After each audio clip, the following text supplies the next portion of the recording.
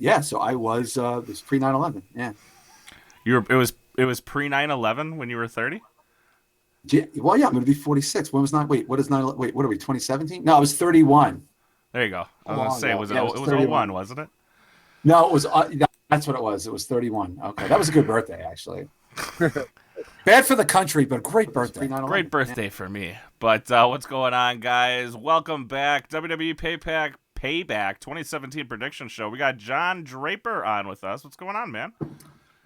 What's going on? How is everyone doing? You're a hard man to get a hold of. Not really. I'm really not.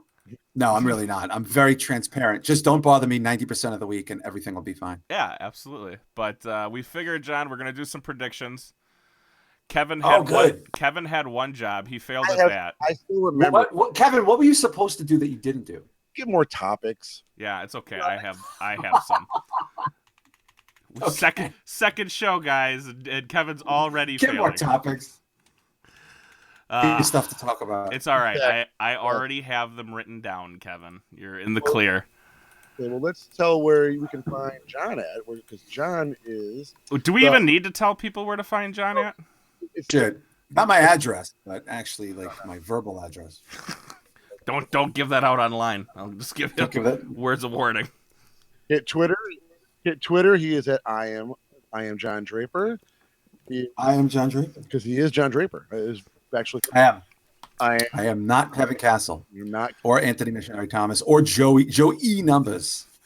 You guys obviously can find him on Wrestling Soup. Wrestling Soup, motherfuckers. If you guys have not already figured that one out. So what do we want to do first? Do you want to go through the topics first, Kevin? Do you want to go through... should we do the predictions first? I think that's the easy part. Let's get the easy lifting out of the way. Alrighty, so I got to go into here. Now, I've avoided any podcast this entire week. Just to not... Oh, you missed a good one. Yeah. I'll get to it, but I didn't want to skew my own thoughts. You know what I mean? Going into this. Because then all of a sudden you start, well, I could see that happening, and I could see that happening. So yeah. I didn't want to skew my own thoughts going to my own prediction show. Real quick, let's give hello to everybody in the chat. Let's see, who do we got? We got Luke, Noah, all the usual degenerates, Danish, LaFuen. What is going on, guys? Brothers in the chat, Daniel's in the chat. Everybody's here. Becky Lynch, balls of straight fire. Yeah, typical. Luke says typical Kevin on you not doing your job already. Second episode. Kevin, it's not looking good. No, it's not. It's not looking good, buddy. It's not looking good. Really not. How many? You know, it's funny. We've done we've done so many episodes together, and then you're like, "Hey, let's do a show together," and I'm like, "Hey, that's a great idea." Since YouTube just gave me the giant black dildo, and all of a sudden now you're like, I just don't want to. I forgot to do my job. It's all right. It's all right, Kevin. It's all right. So I'm going. What? Oh my gosh. Oh my gosh. We'll get over it. We'll persevere. We always do. We'll figure it out. So we got Enzo and Big Cass going up against Luke Gallows and Carl Anderson in the kickoff match. So it's a Raw match? Yeah. Even though this isn't a Raw pay-per-view. No, well, it is a Raw pay-per-view. Well, it is a Raw pay-per-view, but two of the titles happen to be on SmackDown. Yeah, it's a Raw pay-per-view with half of it at SmackDown. Right. I have no interest in seeing these four guys fight ever again, but I do think there's going to be some kind of payoff here. Whether it's Enzo and Cass get split, or something bizarre happens with the unpopular members of the Bullet Club. I think this is the last time we'll have to endure this. I just hope it's for a good reason, because I don't really want to see it anymore. What are your feelings on Enzo and Cass? You still digging them? I love them when they were here in the Armory 2 years ago and everybody was going bananas. Like they're like, Jersey Shore fucking Guido wrestlers. It's fun.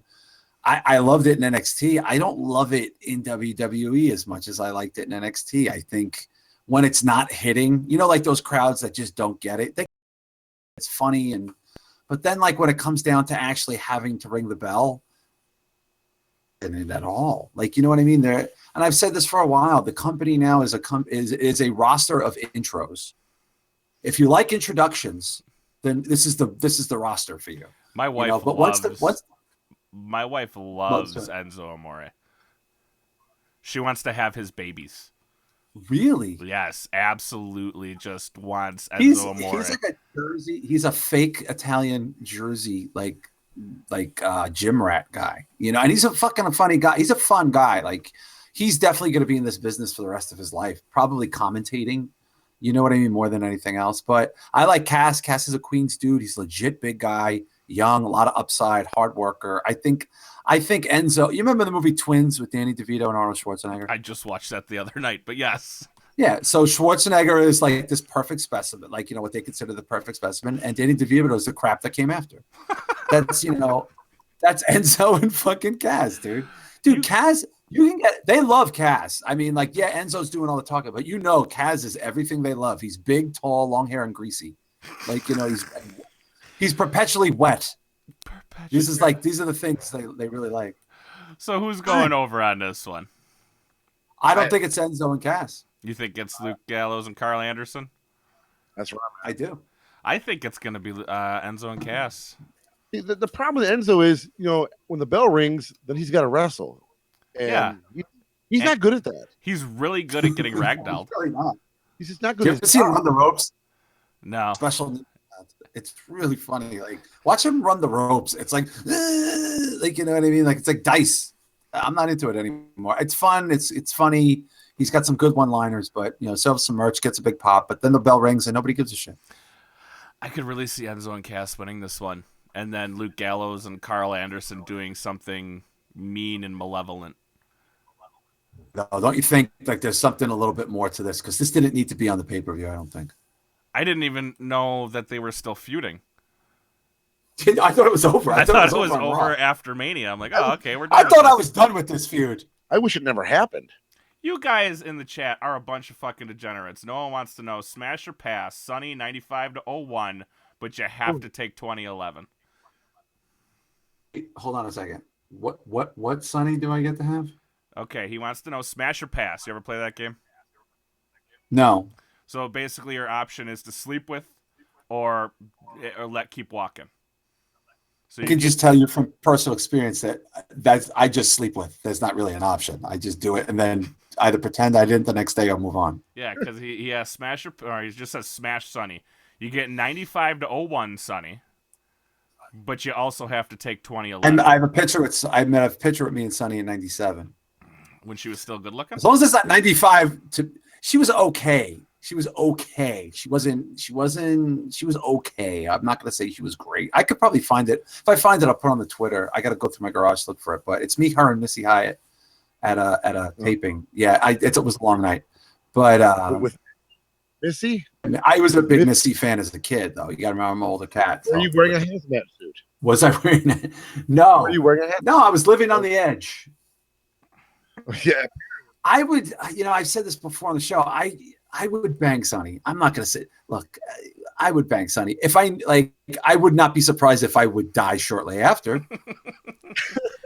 I wouldn't tell anybody. That was my next question. Would you do it right now if she was like, "Hey, John"? Yeah, maybe. Because she's Sunny. I had such a crush on her. Want to touch your trousers, snake? I tell you, I would do it. Pee on her after. Like, just for my own. No, just to drive that point home. That, like, you know, you sicken me. Thanks for the orgasm. I'm gonna pee on you and leave. That reminds me of a funny story. I never told the story before. It just came to me. So, like, in like the late 80s, like I was in high school and there's a lot of people doing a lot of foul shit, like, you know, as you do in high school. And I had a friend, John, and he's a very prominent person. I can't say more about him, but let's just say he's a semi-famous person right now. And he has a prominent job. Anyway, long story short, there was a girl who somebody was trying to hook up with, and she brought a very unattractive friend. And the unattractive friend was so annoying. You know, like, you ever been in that circumstance where the girl brings the friend that nobody wants to hang out with because she sucks? So my friend John was really getting on her nerves. Well, you're not going to like where the story's going if that's the case, because my friend Rob had a house, and there was like you walked in through the side door, a lot of Brooklyn houses, and you go either into the basement or into the main house. So we were all hanging out in the basement, like, you know, like, cool. So she gets drunk and passes out on the stairs in between the stairwell going up between the basement and the main floor of the house. And my friend John stood at the top of the stairs and just peed on her from the top of the stairs all the way. And like we're like 16, and it's like I wish I could tell you this was the worst thing he's ever done, but it's just like so far. This is like the advent of like foul behavior, because he was just so annoyed that she was so irritating and unattractive that he had to pee on her. At 16, he rationalized this. And I have to say, he's turned out to be, and that man is the vice president of the United States. No, I'm just kidding. No, it's.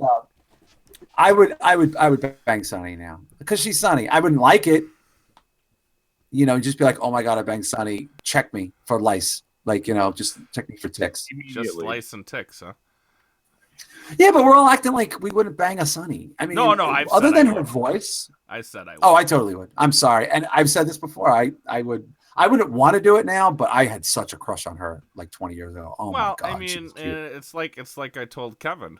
I'm like, you get to add. He's a big Sean mark. I'm like, dude, you get to add your name to that list right next to Sean. Yeah. I don't. You're a younger guy though, Kevin. Like you look at it like she's always been like this. No, I remember her in Smoky Mountain Wrestling when she came up. She looked great. She looked great.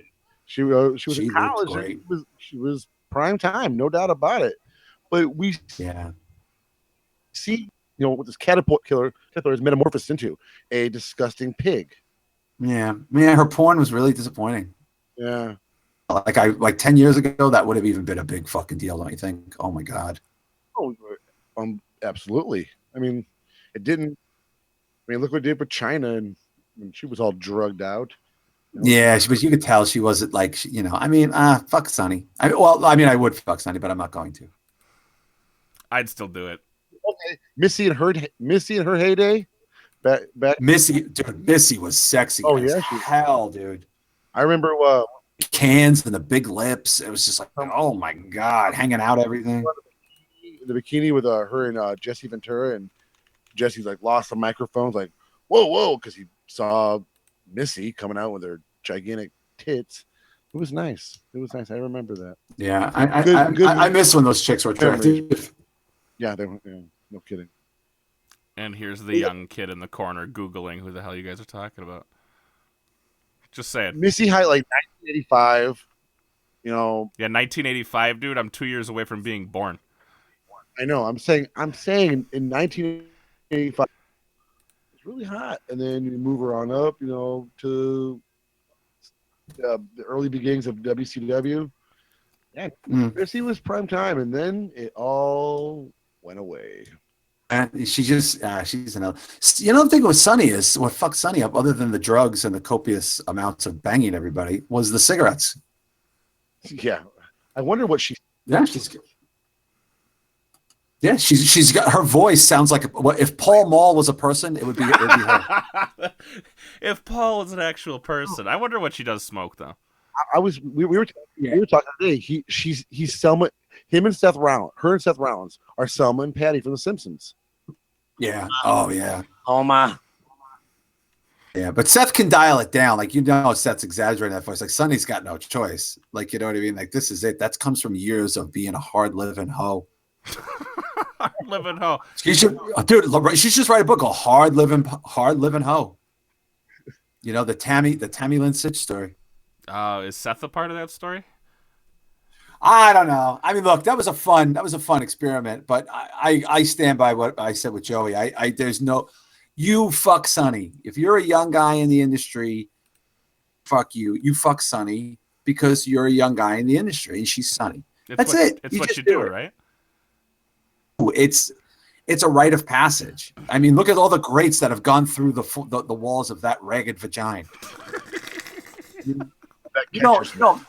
Dude, that's like a Hall of Fame vagina. I mean, like to some extent. I'm not a big Candido mark. Like a lot of people where I'm from treat Candido like he's some amazing force of nature. I never got into Candido.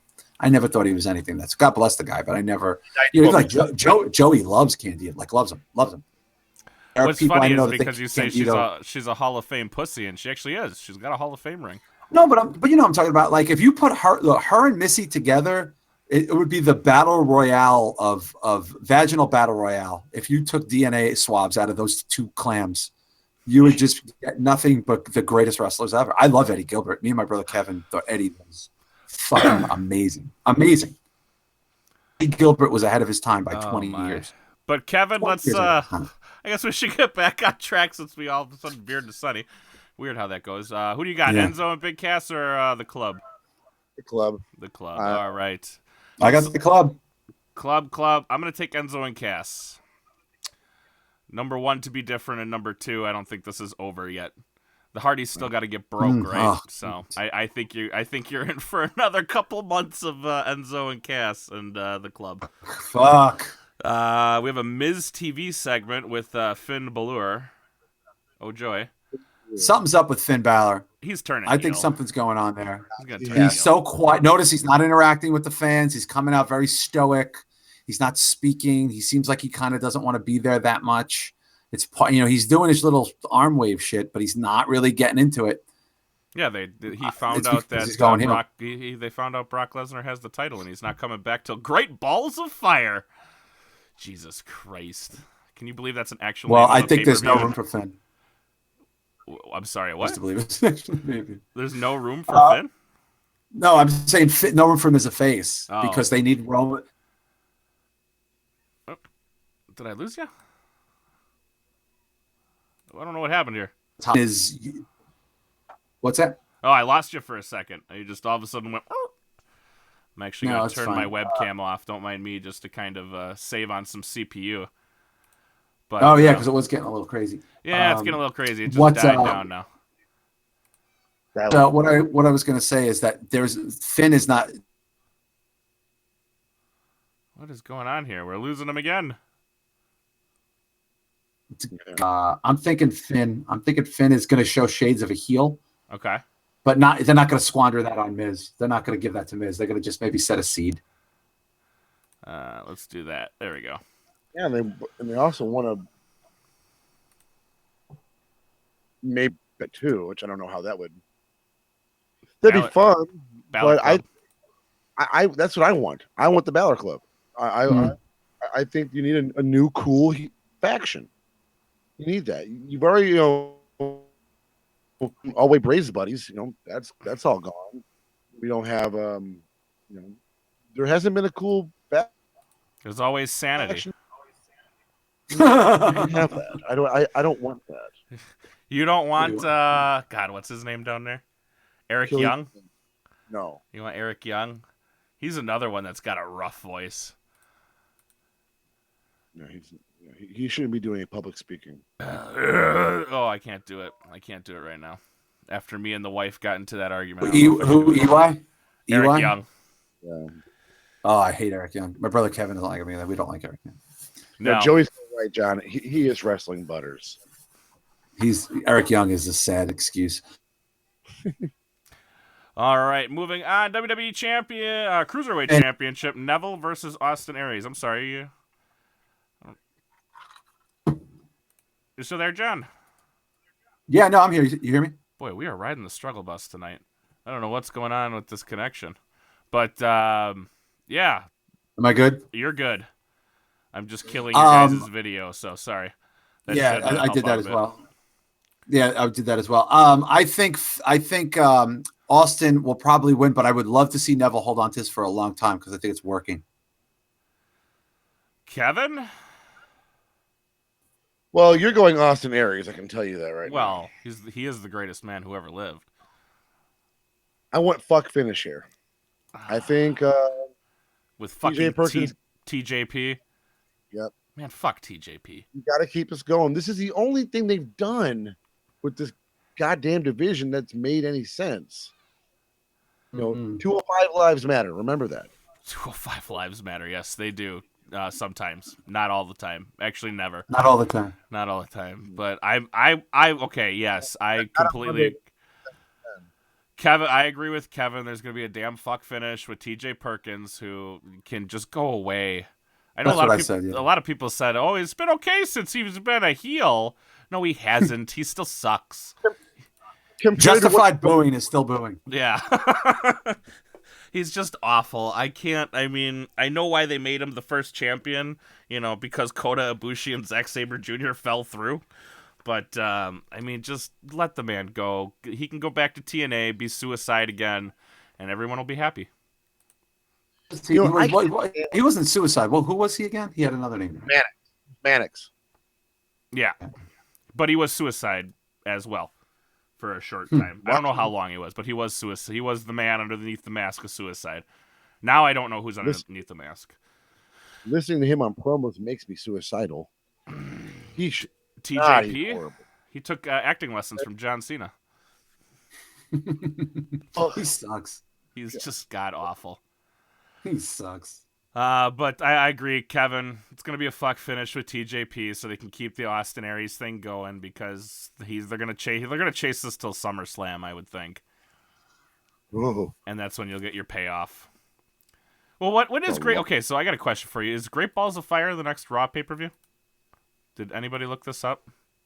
I didn't even know that was a real thing. That's a real thing. I thought it was a Jerry Lee Lewis song.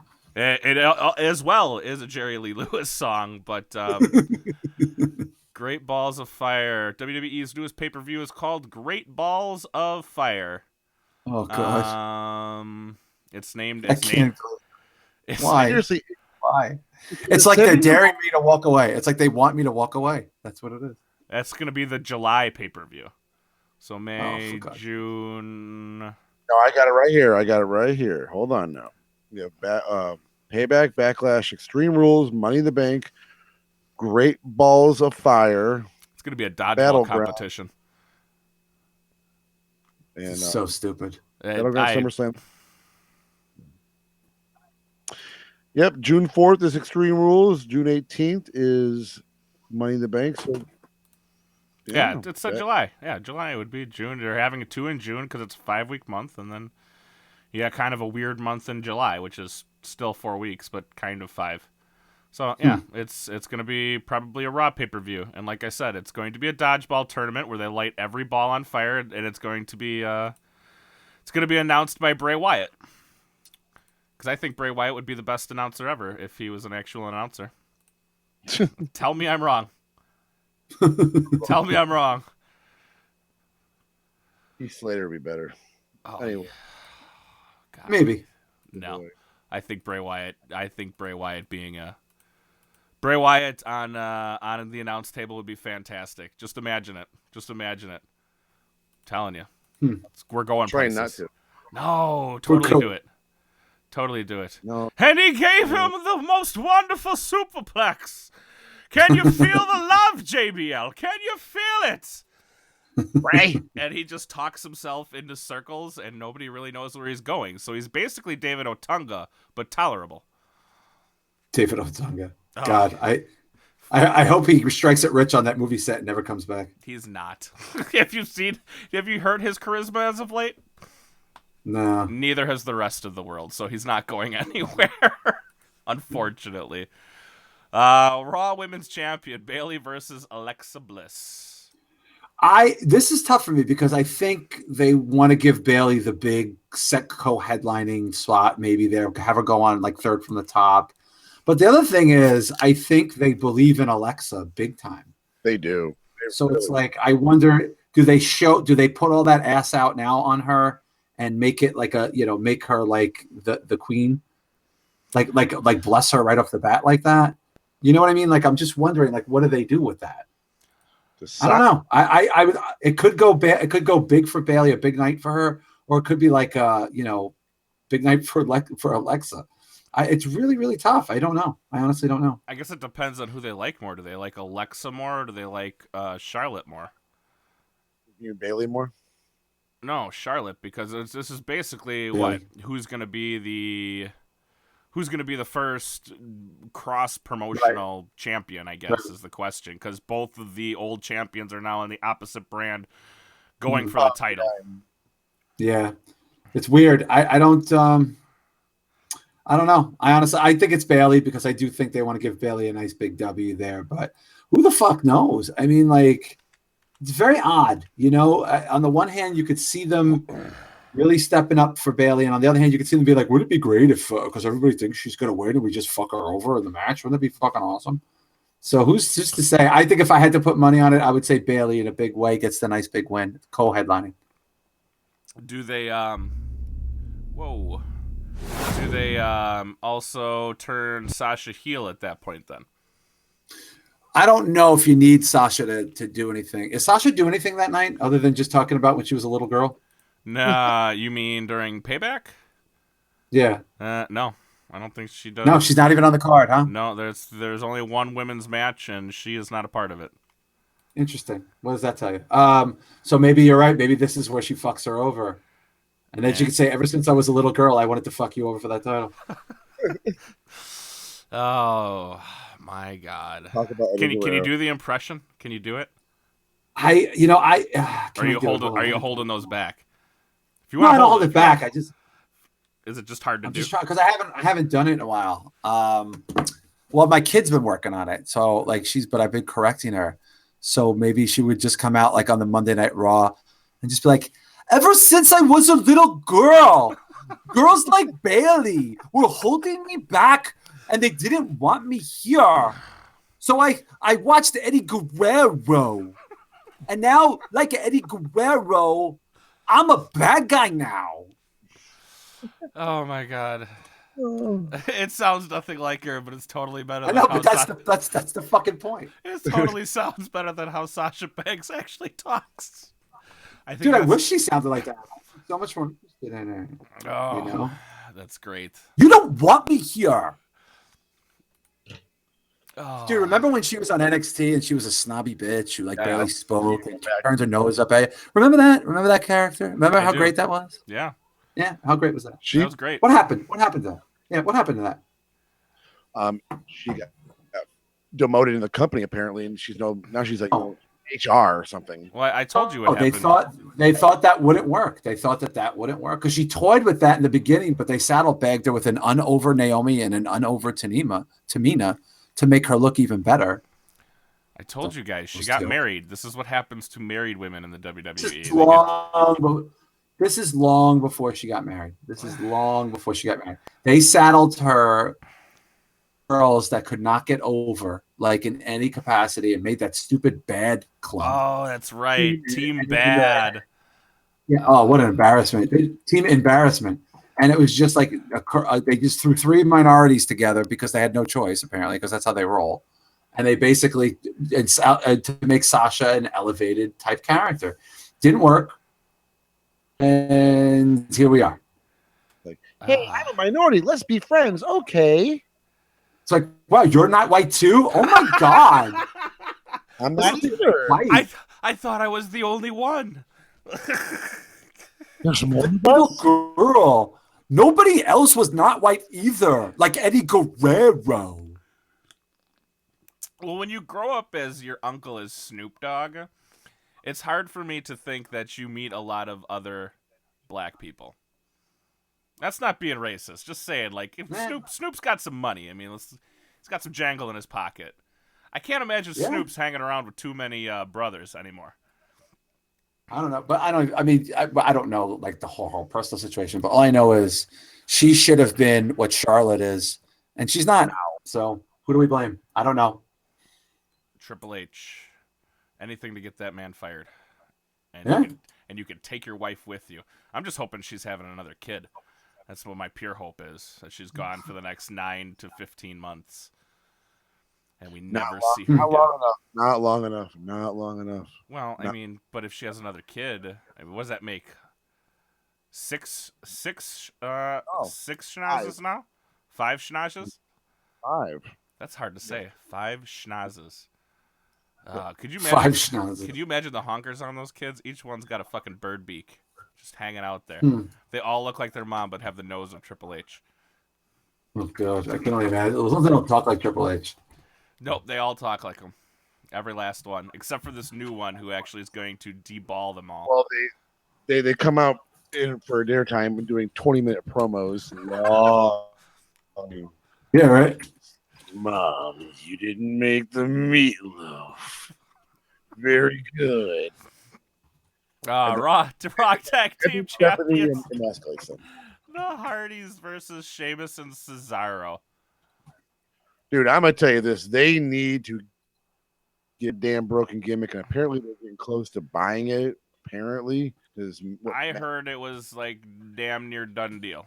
Yeah, because the Hardy Boys stuff ain't working for me. Because you saw Matt's tweets today. Well, I should. Yeah. It's a big deal. Yeah, because Matt tweeted out something about he posted that video of the owl that smashed into the window, and all about you're gonna be deleted. And then later on that day, he posted a picture of a golden boat. I forget the boat's name, but he posted a picture of a golden boat. Oh, Scarsdale. Yes, Skarsgård. Right? Skarsgård. Yeah, he posted a picture. He's like, Skarsgård, you came home, or something like that. I don't remember what it was, but I'm like, yep, they're doing it. They've got it. They've got it already. They're just waiting to pop it. Because this is not good right now. Yeah, because final independent booking was today. Really? April 20. Oh, I'm sorry, tomorrow, April 29th in Bristol, Tennessee. That is their final independent booking. And then they're all to the WWE. And then hopefully Matt bumps his head, and the rest is history. How do you get brother? Is it going to be Brother Nero? I don't know. I'd hope. Unless they want to do another delete. They're not going to retread it. Well, they're going to use the gimmick. I understand that. But you'd watch it. I'd watch it. Of course I would. Yeah, we'll see. Well, here's the thing. They don't seem to be suffering for not using the broken gimmick. You know what I mean? Like, it doesn't seem to be really hurting them that much. But, the novelty is wearing off a tiny bit. So now that they have the rights to do it, let's see what they do with it. I think it's nostalgia is wearing off. Can you imagine if they come out like that, in the broken gimmick, they're going to get just, showered with, adulation from the crowd, which, reaction response, and here's a positive response. This is exactly what Vince wants. I mean, they had an orgasm when Vince heard the response they got at WrestleMania. Literally, absolutely. And so did the marketing team when they heard. You know what though? That's over now. So exactly. What's over once. Now? The date the pot, like, come on, people like had a baby when they came out, but they come out now and it's kind of like, hey, it's the Hardys, cool, all right. I remember. Now it's not like, oh my god. But whereas before it was like, oh my god. But if they came out with the broken gimmick, that wouldn't be better. I have a theory that the reason why. Well, I have a theory that the reason why we don't see it as much is because, even though the owl thing is because I know the WWE very well from being around it for so long, and I feel like when they don't invent something, they don't really give it. They give it the junior college try. You know what I mean? They're not really going to give it the. They didn't invent it. They like the things that they invent. You know what I mean? Like they want to be. That's what I originally said, but now knowing that WWE is going after the gimmick, it's kind of like, maybe they are willing to go the whole nine with this broken thing. I'd like to see it. That's for sure. I think there's too much money in it for him not to be like, all right, fine, do it. But it's going to be WWE who ends up owning that gimmick. Well, like I said, I think they need to win, obviously, this week. You know what I mean? They need to win. Don't give those belts to Sheamus and Cesaro. No, I'm going the Hardys. Like, Hardys. I'm going Hardys out of hope and prayer at this point too. Like I'm worried that Sheamus is still a thing. Like you think of all the people that have come and gone since him, and you're like, nope, still here, motherfucker's still here. You think he's got nudes of Vince McMahon hanging around? He's no, got to have something. No, I just think he's a big Irish guy. Like they never had a guy like his size from Ireland ever. And now that they have, now they have a Calvin Klein underwear model from Ireland. You know what I mean? They don't need to deal with fucking Pasty McGillicuddy over there. What about Fit Finlay when he was there for that short while? You could put a quarter between his teeth sideways. That guy. You don't got to fucking. All right, so Fit Finlay doesn't count. I'll say it again. Sheamus sucks the life out of a gang rape. I can't deal with him. Still there, motherfucker's still there. He's still there. He's still there. Crazy. It helps Hunter's workout buddy, doesn't it? Yeah, still there. Still got a job. Lucky us. Painful. So we're all in agreement. Hardy's. Oh yeah. Yes. Yeah, I'm hoping Hardy's. Big time. I will never pick Sheamus. So. United States champion Kevin Owens versus Chris Jericho. Well, I mean, this is not really that much fun because Jericho's taking bookings all over the country with his band, so he's obviously not staying in the company right now. What do you mean? Jericho has literally 0 to no chance at all of winning this match at all. No, it just seems he should have been more secretive about when he was leaving to make it more fun. Kayfabe injury. I thought. I heard the soup last night, John, and I thought they were going to do an injury angle at Mania with Jericho, not just wait, till the next pay-per-view, and then bring him back, and then have him lose, say bye-bye. But why? This match, he's already confirmed his last date. This is a non-issue. Okay. We know you're leaving to go on tour with Fozzy. All right. We'll just have this match and pretend that you're staying and we don't know what's happening. No, we know you're leaving. You're going to be gone. And he needs to go away, though. I think, especially that interaction with Dean on Monday, that was hard to watch. That's not his fault. I don't care. He's a character. Dean is fucking awful. Right. Yes, he is. If anybody needs to take a time off right now, it's fucking Dean Ambrose. There's a few people on that. He needs to take the next 3 to 6 months. Dean needs to go for a while. He does. He needs to go. He knows he needs to go and work with Jericho on his tour. Do something. Anything. I mean, just do something. Get out of here. He's burnt out. Plow your now wife. I mean, go plow Renee. I fucking love that bitch. Oh my god. Make little lunatic babies. Yeah. Look, Dean. Here's what needs to happen. Dean needs to turn heel, like in a big way, like in a thuggy kind of like fuck you way, like I don't give a shit way. He's probably gonna do it. They've bled that character to death. But also he's been overexposed. I mean, like he was never as good as they made him out to be. That's for sure. But the guy, he's a solid guy. Comes into work. Supposedly they're not as high on him because of his personality or like he's like too much of a party or whatever. I mean, the guy stepped in shit. 5 years ago, this guy was having his head cut open at CZW in front of 300 people, trying to beat Hep C from some fat dude, who probably would fucking. You know what I'm saying? Like this dude's getting cut up with chicken wire in front of 216 people, getting paid, the equivalent of, a guy at Starbucks for the day. And now the dude's married to a fucking, a 9.2 wife making millions of fucking dollars. And he's on TV every fucking, every week. She's cool as shit too. Do you see? She seems like a good chick, man. She really does. The story about how they got married. Oh, what they called somebody up and all that shit. Yeah. I guess he lived around the corner and like 1 o'clock. Yeah. All right, fine. Well, I think a lot of that is just, we talk about this on the show sometimes too. And it's like, I think a lot of these broads, like they just take on the dude's personalities because they're such bigger than life personalities. Even the guys like Daniel Bryan, like I have a lot of respect for Daniel Bryan, but Daniel Bryan is not the coolest guy. I mean, he's kind of insufferable.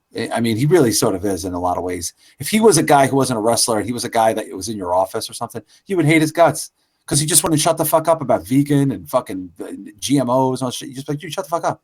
Shut the fuck up. I'm so glad somebody finally agreed with me. No, but I'm saying like I think he's a pretty fantastic person. I really do. But in the context of his craft and how good he is, he's fantastic at it. But as a person, he is an insufferable person at a party that you don't want to hang around or have a conversation with. And he projected that onto this insecure, very attractive woman who now thinks, she's some sort of Greenpeace, vaginal Greenpeace warrior, which she's just because she doesn't eat sausage anymore. I don't know what the fuck she's doing. But all these chicks just glom onto the guy's personalities. So I think Renee, as cool as she is, she's trying to be as cool as he is because he's a larger than life personality. You know what I mean? So that's what I think that is. But as far as when the relationship, but also as on TV, like on the Divas show and all that stuff. I mean, like you're. I'm sorry. What was that? it's like assimilation where you're which clearly Nikki and Brie have assimilated into their man's personalities. You know what I mean? So clearly, I mean that nothing could be more clear than that. That's the one thing I want to do is assimilate into John Cena. But that also shows you that Nikki doesn't know any better. You know what I mean? Like, she just doesn't know any better, period. But as far as the character with Dean, like you said, Dean has to do something. He needs to do something different. Get that belt off of him.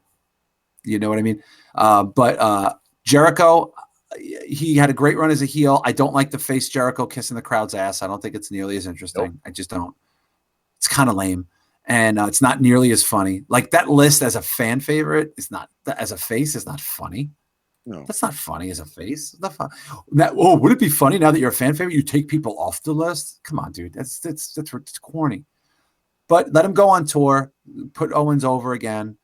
And then I guess when he feels like wrestling again, I guess Chris is coming back. Do we know what the story is with that?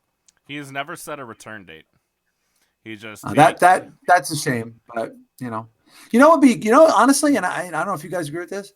Wouldn't it be better for him never to come back and just go out with coming off a great year and a great run, unlike all of his fucking contemporaries? I would absolutely agree with you. I would say just go out and be done. Maybe go to the performance center. You'll leave it wanting more. No, how many guys get to do that? Like, honestly, get to do that. I mean, Jericho's like, 46, 47? Yeah. But he looks great. He looks great. He's obviously healthy. You know what I mean? He had a great last year of his career. It was fantastic. He got him. He was the top of the cup. 1 second. You got a $5 donation. Just gonna read Jericho versus Owens will close the show. When Jericho loses, he will put his own name on the list of Jericho.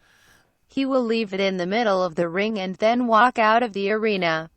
Thank you, Jericho. Clap, clap, clap, clap, clap. Did you guys hear any of that? No. I heard none of it, but I'm sure it was fantastic. No, Javier, thank you for the $5 donation, sir. He thinks thank you, Javier. And we'll split that all between us equally, because you can do that with $5. But anyways, what he thinks that Jericho is going to obviously lose to Kevin Owens. I don't think that's any big surprise to anyone. That like, oh no, what do you mean he's going to lose? I think everyone kind of already is painfully aware that, yes, Jericho's not coming back. My kids aren't, and that's about it because, they don't know really how to read yet. When Jericho loses, he'll put his own name on the list of Jericho. He will leave it in the middle of the ring and then walk out of the arena. Not too soon to Taker. Way too soon to Undertaker. So he's not leaving anything in the ring. He's just leaving, and we'll see what happens down the line. Maybe some hair, unwillingly.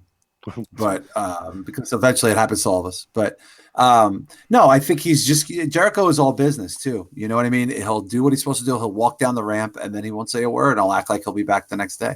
But he knows he's not going to be back the next day. I would love to see him just be like in a month, like after being on road, just be like, you know what? I'm not going back to wrestling. I had such a great run with Kevin. It was like almost like a comeback situation for me. But I'm good. I don't need to do this again. Yeah, I mean, he's got plenty to do. He's got Fozzy. He's got money. Yeah, he's got money. He's got his podcast. He's got other things. He gets do other TV ancillary type things and appearances and stuff like that. I loved Chris Jericho back in the day. I was very hard on him a couple of years ago because I thought his character was really kind of goofy and dumb. And then as soon as he was goofy and dumb. It was. I took shit for it though. It was like the scarf stuff, and then I was just like, it just wasn't funny. It was like dope. He was like, I thought he was like a middle-aged teenager. You know what I mean? Like the character. And then he teamed up with Owens, and it was fucking gold. And it had a great run. It could have probably went on longer. It probably could have went on a little bit longer, but I don't like the face Jericho. He was much better as a heel. He was way more successful as a heel, and he drew probably more money as a heel because he's a wise ass and he has great things to say. So let him put over Owens. Kevin Owens to me is the secret sauce for the last couple of years. So he's never going to get the credit, even historically. When we're all gone, people look back at his run. He'll never get the right credit. It's a shame. You know what I mean? He's kind of like Tully Blanchard. You know what I mean? People talk about the Four Horsemen, but they never talk about Tully Blanchard. They just talk about the Four Horsemen. It's a shame. I wish more people were more receptive to Owens. But Hopefully, this helps keep him at the top of the food chain. You know, getting put over, going over SmackDown, and being maybe the top heel. Can he still do that? My Owens? biggest question with Owens right now. I mean, I don't doubt he could be the top heel, but I mean, he's got to, how do you say, refine himself a little bit. We got too much. You don't like the America that he's the champion of America? That's fucking great. I love the champion of America, but it's like, oh, I'm the champion of America. All Americans suck. It just seems like it's too much. I mean, we got Jinder doing it, and we also have fucking. Well, that's not Kevin's fault. Well, I'm not saying that's Kevin's fault. I'm just saying Jinder is saying that. No, Jinder is clearly saying that if you don't like me, it's because you're a racist. Kevin Owens is saying that I'm a Canadian and only a Canadian could be the American champion because Americans suck. So okay, I guess I'm looking at that a little different light now because that's an interesting gimmick. You're all racists, so. Dude, it's great. It's like a left wing conservative, like a left wing anti-conservative Jinder Mahal. Yeah. If you disagree with me, if you don't like me, it's because you're prejudiced. I love it. It's great. That pretty much sums up what's going on in this nation nowadays. Yeah, but that's where they're taking it from. That's what the play is on. Not a bad idea. Now that you put it in those terms, I just kind of took it as I just hate that Jinder's doing it because I don't think he's good enough to pull it off. But you know, he's a darker Alberto Del Rio. Oh God, Alberto Del Rio! You guys seen his tweets? Speaking of Alberto, yeah, what the fuck is going on with that? With Paige's dad with the eggs? What the fuck is that? No, it's something about. I guess somebody was wishing Paige's dad good luck in his upcoming. I guess him and Del Rio have a match soon. It's kayfabe shit. I don't know how kayfabe that was because it was like they have a match coming up soon somewhere over in the UK, and he's like, "Well, Alberto couldn't beat an egg," and he's like, "Well, I don't need to beat an egg. Your daughter beats my eggs every night or something like that." Isn't he Latino? So it would be huevos. Yeah. Huevos. Yeah, okay, that's what he should have said. But, dude, you don't see a parallel? You guys don't see a parallel between Jinder and Alberto? In a way, the entitlement. I could see that. He's, got some money just like Alberto. I think putting the Bollywood boys with them helps a little bit. Jinder's not. It's fun. Yeah, he's not a chatty patty, so it's fine. It's fine. Yeah, I hate his promos though. His promos are terrible. Well, he's got such a. I mean, I don't know what he's on, but I mean, the horse testosterone's got to go because TRT. He's on TRT. You know what he's on. I don't even fucking know. I can't understand him is the problem half the time. He's got such a deep, low, raspy voice. He clearly knows what he's saying because I mean, his English isn't bad. But his English is fantastic. Well, it's just because he's from Canada. But it's just like I'm sorry. What did you say? Because it's like you said that in a megaphone too close to my ear. Yeah, I just I don't know. I mean, oh, by the way, so now there's another Canadian who hates America. Who's going to get a belt? Oh, geez, where have we seen this before? What a surprise! What is it with our neighbors to the north? I think most of WWE is actually Canadian nowadays. Yeah, you're probably right, bro. I would say at least 50% of the locker room's Canadian. So So we're all in agreement. This is just window dressing to put Jericho out in maybe a good way or a fun way, or at least to put Owens over in another big way on another show. I think you need to have Owens go over in a big way. Oh yeah, I do too. He's got to win clean. He's got to win like clean. Yeah, it's got to be. You got to propel him as being major star on this new show he's on. For him. Yeah. He's got to go to SmackDown to be the top heel because AJ was kind of the top heel, and now AJ is clearly a tweener. AJ is what Seth was right before Seth completely turned. You know what I mean? Back. So. All right. Yeah, I think we're all in agreement that Kevin Owens taking this one, keeping his championship. Oh, yeah. And sure. They're already starting to promote KO versus AJ for Backlash. So, right. Yeah, you're right. Oh yeah, that's gonna be fun. It's gonna be, which by the way is gonna be fucking great. It is, and we're gonna be there. We're gonna be there. Yay! Me and Kevin in the stands. Oh, you guys are going? Yes, sir. Yeah, we're gonna go. Sweet. He's in Indiana, so he's not too far away, and I'm in Wisconsin, so I'm just a little bit to the north. All right. We're like, fuck it, let's go. He came up here for Fast Lane. We had a blast, that's awesome, bro. even though it was like the shittiest ending ever. Yeah. But we had a blast still, nonetheless, and we're like, fuck it, let's go. Let's do it again. Dude, what is it with you? Dude, Yuck Nasty is from Wisconsin. Look at that. Yeah, He's in I had no idea. Oh, yeah. Oh, yeah. I had no The no show idea. Get in the Corner is from Wisconsin, my friend. No shit. They live in Green Bay. Oh, dead serious. Oh, my boys. They're from Green Bay, huh? You know yeah. What they say. I got a brother-in-law.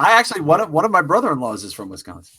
Really? The whole family came out to Brooklyn for the wedding. No shit. I was gonna say I'm gonna have to. Yeah. I'll have to get with the Get in the Corner podcast, knowing they're from Green Bay boys.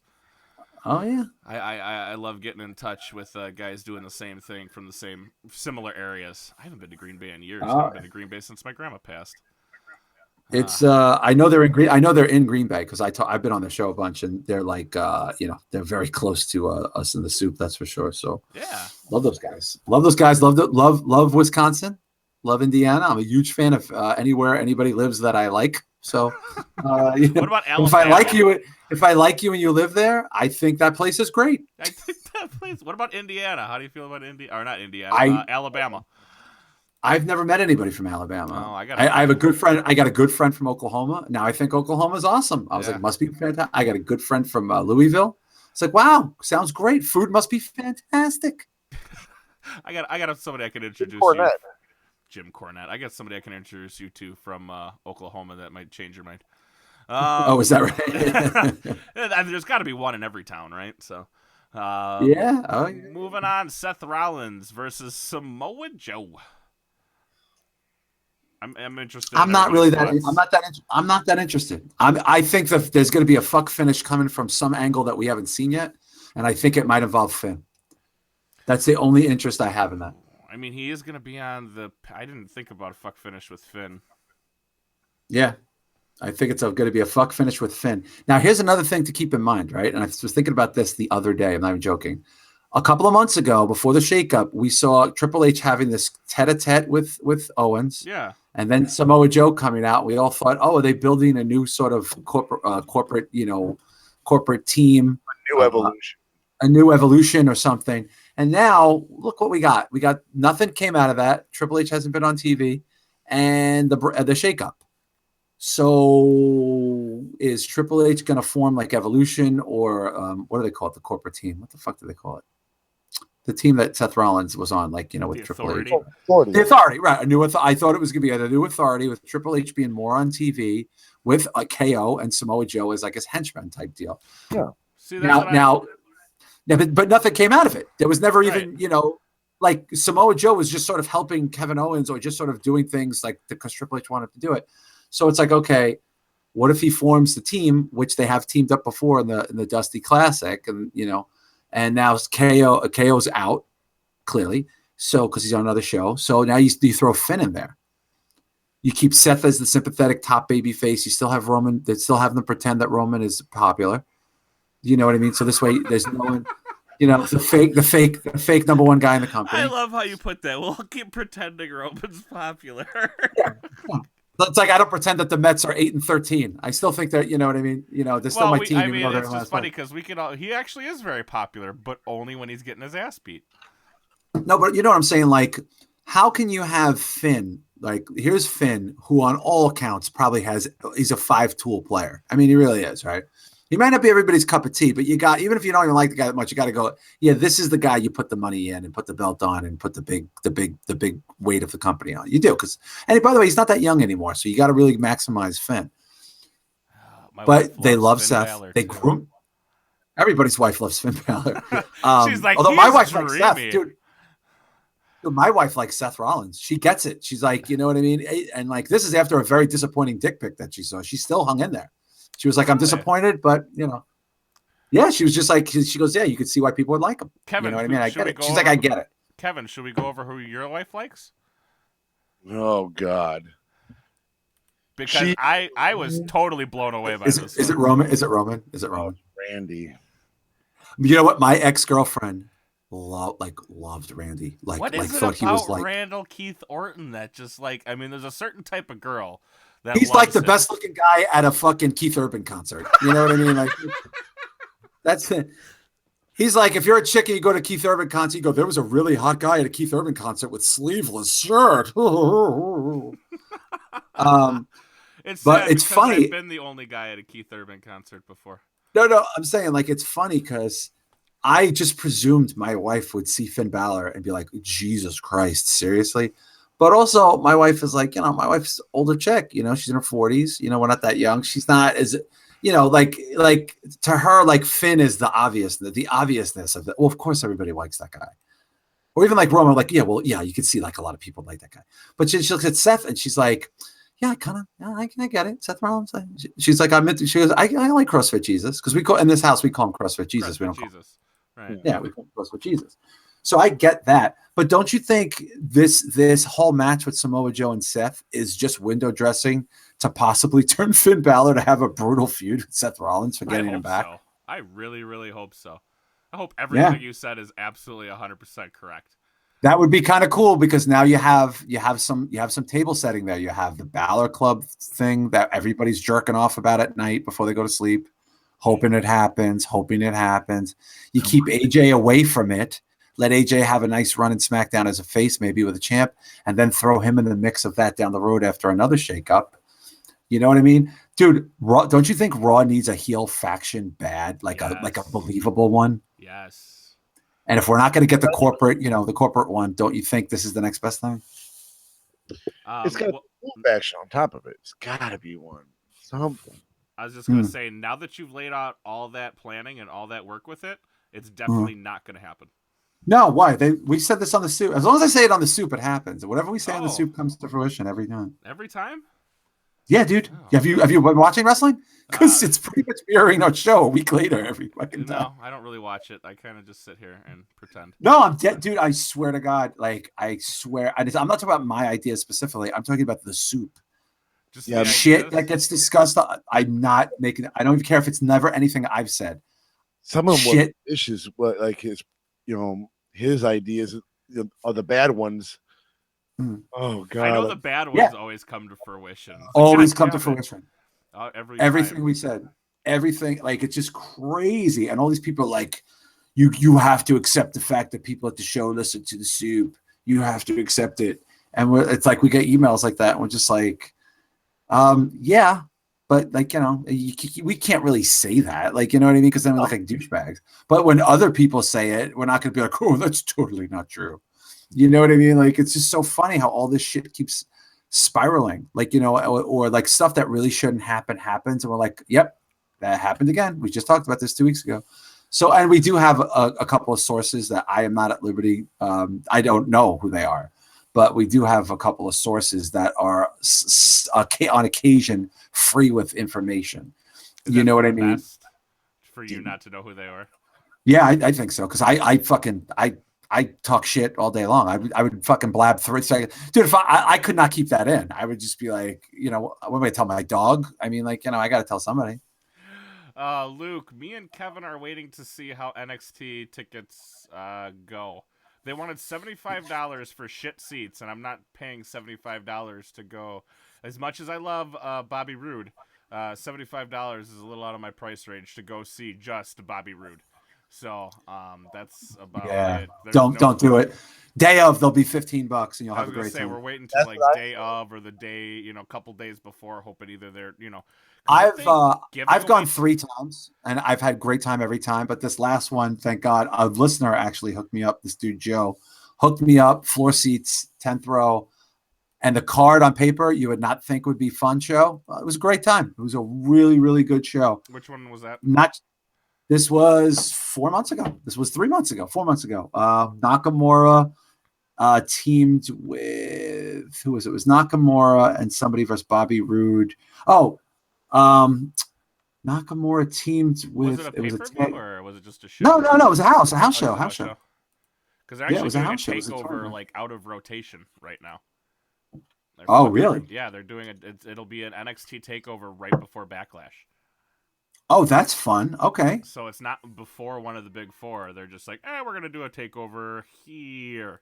Yeah, and that's what they decided. I'm like, all right, well, like there's nobody there I really want to see because I could care less about. I mean, I like Bobby Roode. He's a good guy. $75 I don't to see Bobby Roode. That's pushing. Did you ever see? Did you guys ever hear what Joey Numbers says about Bobby Roode? Yes, Randy Orton with the VHS collection. Dude, that's some fucking Doug Stanhope level material. That's like Carlin-esque. Like, God, that fucking guy kills it. I swear to God, dude. Like, he is like he is like an insane genius. Sometimes he'll just say these things, and I'm just like, you fucking crazy person. But I get it. I'm like, oh, is it weird that I get that? Like, I totally get what that means, you know? No, because I got it too, and I'm like, oh my God, he is. It's a weird thing to say. It's like you're like, oh, that's weird, you know? It is a weird thing to say, and then all of a sudden, it's when it dawns on you when you're sitting in your. I drive for a living, so I'll be sitting in my work van listening, and it'll be like, oh my God, he's right. Well, you know, it's funny. My brother Kevin, if I remember correctly, and I don't want to misrepresent what he said, but I'm fairly certain his opinion on Rude a couple years ago, like when Beer Money was popular, let's say, right? Like 10 years ago, where the fuck that was like, oh, this guy would be great in the WWE. He'd be like, you could see like he'd be a really great star. And then like he comes to NXT and it's like, you know, Bobby Roode looks good. He's doing a really good job. Bobby Roode is fucking 39 years old. Yep. So it's just like, you know, and you know, you got to keep that in mind because there's a limit here of how much we can maximize Bobby Roode. Yeah, how much can we maximize a 39 going on 40-year-old Bobby Roode? Sting wrestled until he was 50. This is what I said to you, sir. To you, Wookie. I know, but I told him, well, Sting wrestled until he was 50. Triple H is still going. That didn't look good, though. Okay. But Triple H owns the company, is a part owner of a company, and Sting is maybe one of the 10 most, whether you like it or not, Sting might be one of the 10 most important wrestlers in the last 50 years. Okay. Bobby Roode might not make the top 200. Goldberg, you know what I mean? Did it? Goldberg would probably be the 11th. Most recognized wrestler. I'm trying. No, it's true. I mean, look, Goldberg was like a revolution. I mean, like he changed the game. He made the game a fight between another company. He was the top. He was the number one guy. Goldberg was having to draw ratings against Austin, The Undertaker, Michaels, The Rock. I mean, not an easy thing to do. You know what I mean? Definitely not an easy task. And he answered the call. So he was lightning in a bottle. And by the way, he fizzled the fuck out fast. You know what I mean? So I don't know. Look, you can go see NXT probably on the cheap that day, and I think you'll have a great time. Yeah. We're hoping we can get some cheap tickets. That would be awesome. I hope you guys make it. That'd be fun. Hang in there. So, do you guys care about this Samoa Joe? Do you really care about the Samoa Joe Rollins thing outside of a Finn Balor interference? No. I want Joe to go over. I think he should. You guys like Joe? I'm sorry, we never gave predictions. Seth Rollins is going over. Yeah. Really? You think so? Yeah. I think a fuck. Well, maybe he'll get attacked by Finn after he wins. Maybe that would make a reason. Finn interferes, but I think Seth Rollins wins this one way or the other. Or who would come out to help Joe in this equation? Who would come out to help Joe to prompt Finn to come out and then do a turn? Kevin Owens? No. Yeah, he'll be there. No, he'll be there. That makes sense. He'll be there. I forget about that. Makes sense. Oh, this is interesting. Triple H could do it too. I mean, Triple H could come on. I mean, not on a throwaway show. No, he's too important. Okay, I mean, he'll be close to the same town. You know, he'll be just a stone's throw away. So yeah, but he hasn't been seen since you know what I'm saying, since he lost. And although that would make sense because Rollins beat him. Well, I mean, he's 50, so he had to go ice up, make another little Triple H, and then now he's back. I gotta shoot something into my thigh. Yeah, he just had to ice off, and we don't talk about what they shoot. And he does owe Rollins an ass whooping for hurting his wife. Right. Well, technically, yeah. I mean, there's all sorts of stuff you could do with it. Wow, and that would change the pay-per-view from people's perception of being a throwaway one to, dude, this was the night they introduced the Balor Club. Right, and that would be something big. Because right now, what a huge Raw setup the next day. Oh my god! Well, I mean, right now, what are you really honestly looking at? You are looking at a glorified Monday Night Raw with a pre-show match. I mean, you got the WWE, which is, I guess, it's not a championship match anymore. I guess I thought it was, but so dumb, so fucking dumb. Randy Orton going up against Bray Wyatt in the House of Horrors in the Spooky House match. I have no idea what we're gonna see. No clue. I would assume you're gonna see. I think it's gonna be pre-taped. Did A lot of people said that. Did they say it was going to be? Well, I thought something came out. A portion was going to be in ring. If it's reminiscent to the Taker Mankind Boiler Room Brawl match, Oh, that was awesome. Yeah, it was awesome, and I think they could take a cue from that. No, Well, they're saying that Bray is going to leak the location like during the day online, and somebody actually has a clip of it. Hold on, let me play it for you. Cheese. No. What was that? It was Draper doing that. That was awesome. It's going to be, you know what? We're all talking up. It could just be a weird match in the ring with some fucking. Your local Walgreens. It could be, dude. I might be. He might just attack him in the fucking back, and they'll spill it into a boiler room, and I'll have like what's his face, Eric Rowan, right now. Walgreens. I love that. Randy Orton's there getting his STD medication, and fucking he's getting cigarettes. Randy Orton's there getting cigarettes. Cigarettes. Yeah, Randy Orton's. Can I get a pack of Marlboro Reds, please? And all of a sudden, Bray Wyatt just comes out and goes, "Surprise!" and just starts whipping ass. Here's your parliaments. See, this is what I told you. What's going on, King? I see King and Jesus. You guys are both flagging me down in the chat. Hello. But this is what I told Kevin they should do with Roman Reigns and Braun Strowman. You have an all-day match. It starts at the beginning of the pay-per-view and it ends at the very end. And you don't have to continuously keep it going. So they start in the ring. It's pinfalls count anywhere, and they're just beating the shit out of each other. And then all of a sudden, you cut to one of the authority figures, whether that be Kurt Angle or whoever, and say, "Well, I guess just go on with the next match." And then instead of those dumb. So wait a second. Yeah, go ahead. I'm sorry to cut you off. This match is completely meaningless without the title. So what there's no ramifications of who wins it because Bray's already going to go back to Raw, right? Yeah, Bray's going to Raw. And Randy's staying on SmackDown. Randy stays champion even if he loses. Right, but Bray will kill Randy's sister if he wins. Well, unless they debut her finally, like I thought they were doing at Mania. Yeah, I don't even know what that was at Mania. I that's what I thought it was going on too. It was a slideshow. Yeah, projectors. But I thought they were gonna maybe do something with Sister Abigail too, give her a face. And I actually thought it was oh fuck, Ember Moon. No, Ruby Riott, King of Rome. Yeah, no. I can't read that. No. King. No, you don't think it would have been Ruby Riott? No, she's not. Well, they work on a character with her now. So they need all these new chicks in NXT because they just don't have them. If anything, it would be somebody they brought in just for that and they wouldn't show her until she was that. You know what I mean? Like for all we know, this could be happening. I don't fucking know. You know what I mean? It could be some broad that they hired in development that they never used and they just threw a fucking gimmick on her and said, "Yeah, you're Sister Abigail." Rome. I'm sorry, real quick. Rome. Okay. You put it down. If I bought Backlash tickets, how many would you need? None. I'm going with Kevin, and I'm pretty sure we already have our tickets. So we are good. Thank you for the offer, though, sir, and for the $2 donation. I do greatly appreciate that. Yes, thank you, sir. But there is, like you said, there's literally no ramifications to this match whatsoever. Nope. Now, do you put that match on early? No. I'd say it's got to go on towards the end. I actually think I'm looking at this order right now that and you think this is the order on its website. I think that's the order. Oh wow! Also it is the title, so they can't shit. You know what I mean? They can't shit on their own belt and be like, "Yeah, it's on second." Right, and then it's kind of a quasi main event ish, co-main event. Yeah. We have 15 main events this year at WrestleMania. But I think Bray wins this one. Fucking. I do too because he's got nothing. They could give it to him. Now, do you think that Bray rebuilds the Wyatt family and then it's the Wyatt family versus the club?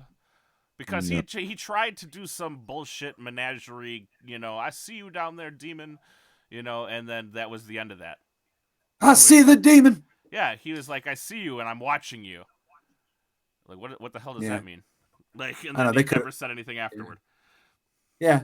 Well, and Finn never retorted either because he hasn't spoken yet since he's been back. So I don't know what the fuck's going on. Finn has gone mute. No, have you guys noticed even when he walks out, it's like there's something off. Like he's angry. Not like, like he's angry. mad. Yeah, he's angry, and he's the face. So I don't understand. Like it's almost like they're like, oh yeah, remember we told you we're gonna give you the title back, but Brock Lesnar went back to Saskatchewan with it, and he won't be back till the pay-per-view Great Balls of Fire.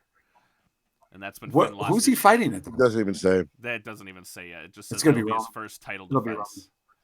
I think it's gonna be versus Roman. I think. Well, we'll find out. We'll find out sometime. Speaking of Roman and Strowman, but back to the chicken. Let me tell you the rest of my idea for the chicken fight man match. So you've seen Family Guy, correct?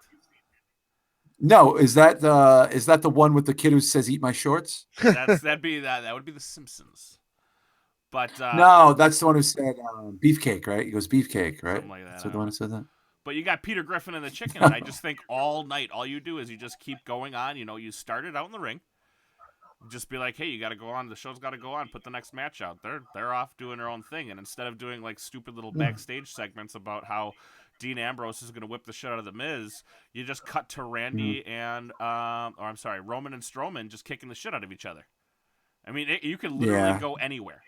You can go to your local Walgreens, you can go to the supermarket, Walmart. I'm sure Walmart would love the publicity. I forgot to buy toilet paper today. Yeah, and then you just and then finally it comes back around to the ring. They come in, and then somebody either gets pinned or dies. Well, I hope. Well, in this case, who's the chicken? Because Roman can't be Peter Griffin, so I guess Braun is the chicken. Braun would have to be the chicken man. Braun is the chicken. God, that's depressing. Speaking of Roman and Strowman, they're up next, and I'm guessing that will be your main event. I already know who I'm picking for my winner, and his name is not Braun Strowman. Yeah, me too. I think Roman. They're going to give Roman a huge W here, and it's bad. Braun should not be losing at all, let alone 2 pay-per-views in a row. Or at least you're losing to Roman twice. Shit, 2 matches in a row. He lost to fucking technically on Monday. Yeah, technically that's bad because then it looks like anybody could possibly beat this dude. If Braun wins, this might bode well for the top pitcher. So you kind of leave Roman close to the top, and it's like I said, you just let him put the tip in. You don't let him go all the way in. Because the fans are just so negative now. Strowman will get cheered. I don't know. San Jose is not like an LA crowd. You know what I'm saying? I'm hoping that they're really into it and raucous and, booing Roman to death. But I don't know that they will. That Mania at 2 years ago, whatever it was. Yeah. They hate Roman there, I think. I think they hate Roman. So. See, and I think they hate Roman. King of Rome is saying in the chat, Strowman's a victim of 50-50 booking. No, he's a fucking Roman Reigns victim. No, he's hitting the brick wall known as Roman Reigns, just like John Cena was that brick wall for everybody. There's always a brick wall. You know what I mean? If you're Roman Reigns, the sky is the limit. If you're everybody else, the limit is the sky. So it's just like Roman. No, the limit is Roman. I mean, it's just all roads lead to Roman. And by the way, the fact that they're even toying with the idea of having him feud with Brock to throw the belt back on him when he is at his least popular, his negatives are sky high. It just is such, it's not 50-50 booking. It's go fuck yourself booking. Well, you know what I mean? It's like, this is what we're doing, period. I thought after Taker, they were going to turn him heel. And then all of a sudden they got him in damn back with, was it Charlie Caruso back there with him? Yeah. He's like, I didn't want to do it. And I'm like, come the fuck on. Either go balls deep or don't go at all. Yeah, because they did not expect that level of the negatives. I mean, they were just like, this is some serious negatives here. It shows how stupid they are. I did not think that was not going to be the reaction. They just don't care. They just don't care. But it's active, being actively ignorant. You'll get over it. Their opinion is you'll get over it. You'll get over it. That's their opinion. It's just you'll get over it. You'll get on board. You'll get over it. Don't worry about it. You know what I mean? Like who we tell you to like, damn it. Yeah. Because New Japan's not in the States yet. Oh, goddamn, motherfucker. That's craziness to think. I mean, I totally agree with you. Because it's like, we're the only show in town. Who are you going to turn on? That fucking owl? Give me a break. You know, it's just, that's not happening. Try to sit that. Yeah, their attitude, like, try to sit through that shit and tell me how you make out. I do it every week. And it's painful every week. Yeah, I know. It's not easy. It's a hard task. He needs antibiotics after it. You know what I need? I need a fucking cup of coffee after it because I damn near fall asleep fucking every week. Because it's so damn predictable nowadays. Because this week they had LAX going up against Decay. Great. Guess I really wonder who's going to win that match, considering Crazy Steve is now on his way to NXT or wherever. Yeah, that's I don't know crazy. where they're going to put him. But, you know, now that he's gone, gee, I wonder who's going to win this match. I already know who's going to win. You know, everyone leaks that shit onto Twitter already. Oh, Push Rowan's the new global. I'm sorry, I'm gonna laugh after I say this. Global Force champion. They still keeping the Global Force belt? I thought they merged. They did merge, but they still have Global Force belts. That's not a merger. That's It looks like and they're apparently working. not a golden ticket either is what Karen Jarrett told Magnus. That's not a golden ticket. Yeah, that's fucking retarded. Yeah, I think Roman. I would here. Look, I'll do what I want. I want Braun to win and win clean and leave Roman in a pile of filth. What's going to happen? Roman is going to Superman punch his way into victory, and the crowd is going to go boo. That's awful. And it's going to ruin Braun's. It's going to ruin Strowman's heat a little bit, and then they're going to have to make a decision on what to do with them after. You know what I mean? It's a fucking shame, but what are you going to do? It's a bitch. You just totally crushed my hopes and dreams. Dude, that's what I do, man. I'm a fucking dream crusher. I'm the fucking world breaker. I already knew that it was gonna happen, but I was just like, man, hearing it from somebody else makes it even worse. So you invited this discourse into your life. I did, and I enjoyed every minute of it. Let's see, how long are we going on here? We've gone a little over an hour and a half. Kevin, you got anything else you want to go over? I think that's the entire card. That's the entire card. And Go ahead. I was going to say, did you see anything else that was noteworthy besides goodness gracious, great balls of fire? That's not noteworthy. I'm interested in this Vince McMahon movie. If you've seen, they have. It's going to go over right here. The biopic, the full details, who's in it, what's covered, and more. Here, let me pull this up here as it pulls up. But it's going to start off here. Okay. That the first scene reportedly opens up with Vince in his 20s. So they're not going to go into his early life. But who's in it? It says the wrestlers who appear in the script include The Rock, Hulk Hogan, Andre the Giant, The Iron Sheik, Roddy Piper, Randy Savage, Gorilla Monsoon, Vern Gagne, King Kong Bundy. There are reportedly some scenes featuring NWA meetings, Ted Turner, the Crockett's, and several other names from the old territory days. I got a question for you. Go ahead. Was I mistaken in hearing that this movie did not get the thumbs up from one Mr. Vince? I don't want. Yeah, it has nothing to do with his no say in it. They don't only want to make it if they don't have a say in it. Right, but can you make a documentary on somebody's life without them giving the okay? Is that yeah, okay? I think so. That just seems. I don't know because they made a movie about George W. Bush with Josh Brolin in it. And I'm pretty sure George W. Bush didn't fucking greenlight that shit that Oliver Stone made. Okay, fair enough. I just didn't know because I was like, anything that happens, can't he just be like, that's slander and then sue the pants off of him? Well, no, because if they say that it's fictitious. Yeah. Well, I mean, clearly they're saying it. They're basing it off of his life.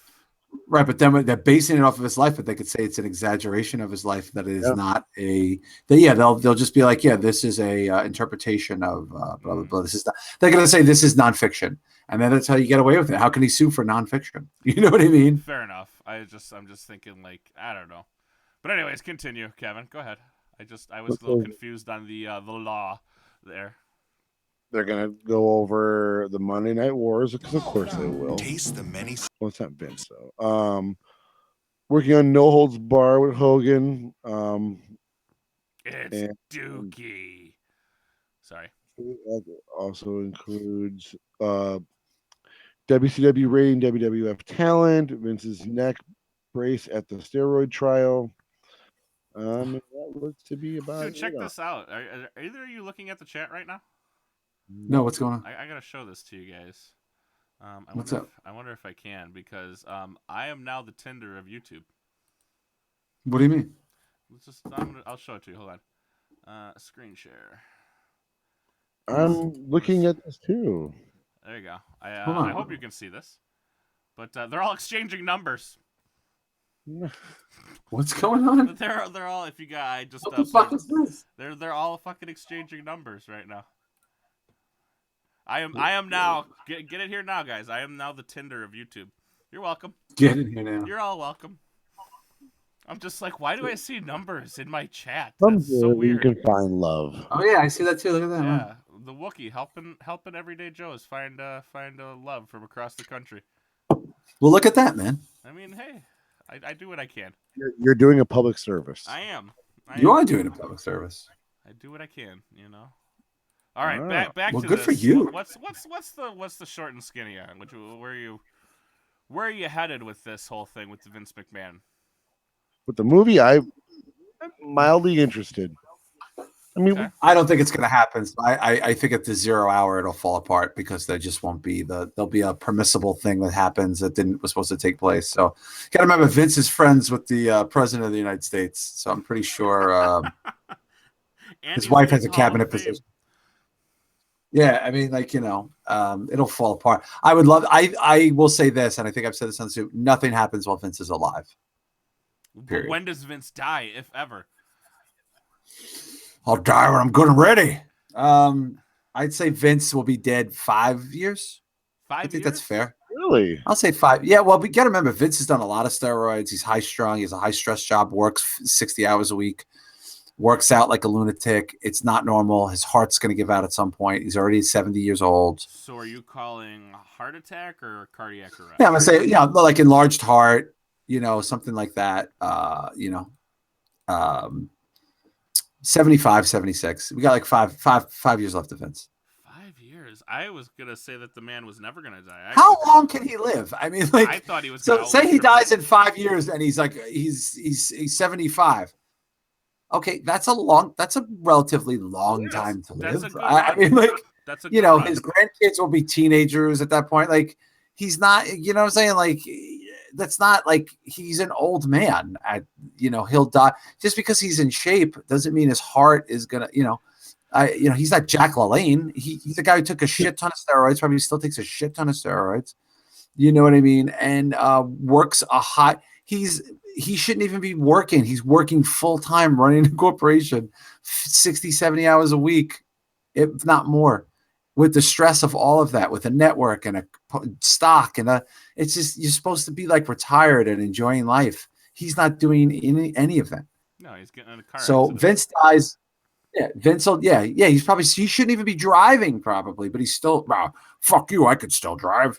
I mean, I'm 70. I don't give a shit. So like 75 to 76, Vince dies. Now, John, my idea was to have with the accident Vince had a few months ago. I thought they should have Morgan Freeman drive him. So he'd be driving Mr. Vince instead of driving Miss Daisy. All right. Jerry Briscoe should be driving. Isn't he just the same? Aren't they about the same age? That's what makes it funnier. Thus the comedy, Wookie. Hello. Vince is that senile that he needs a peer to drive him from place to place?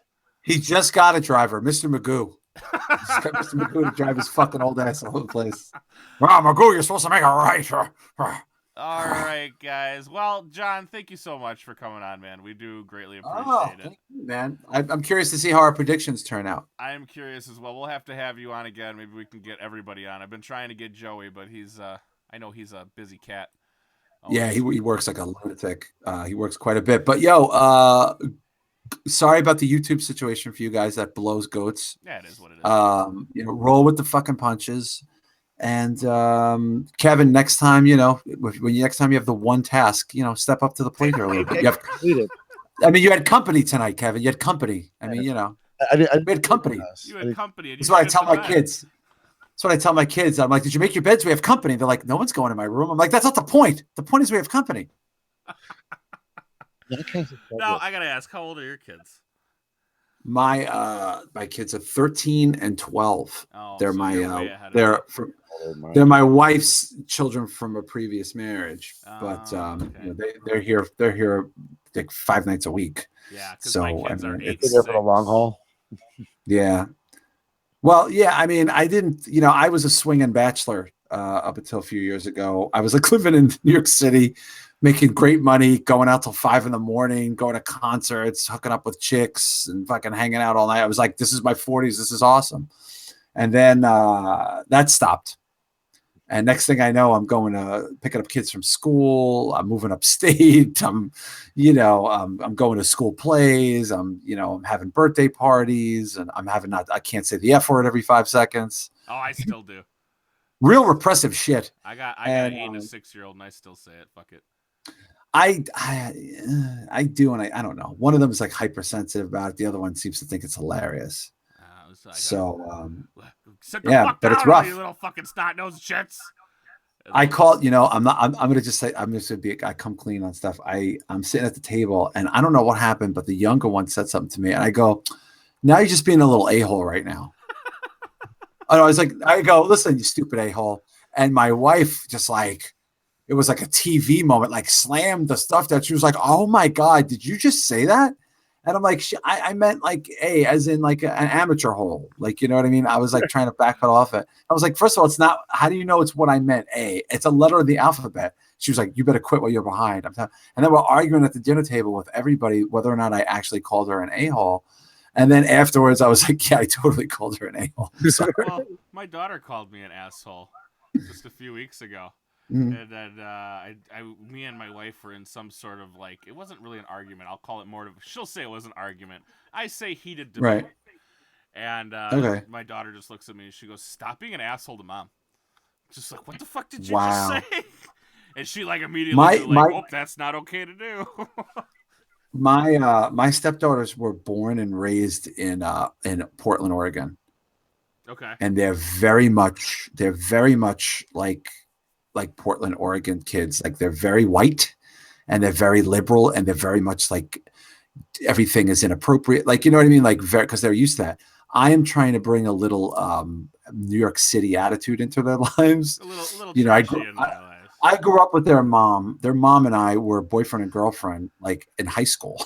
Oh, wow. So like we grew up together. We didn't see each other for 30 years. And then we went on a date when we were both sort of out of our relationships, like just to hang out as a goof.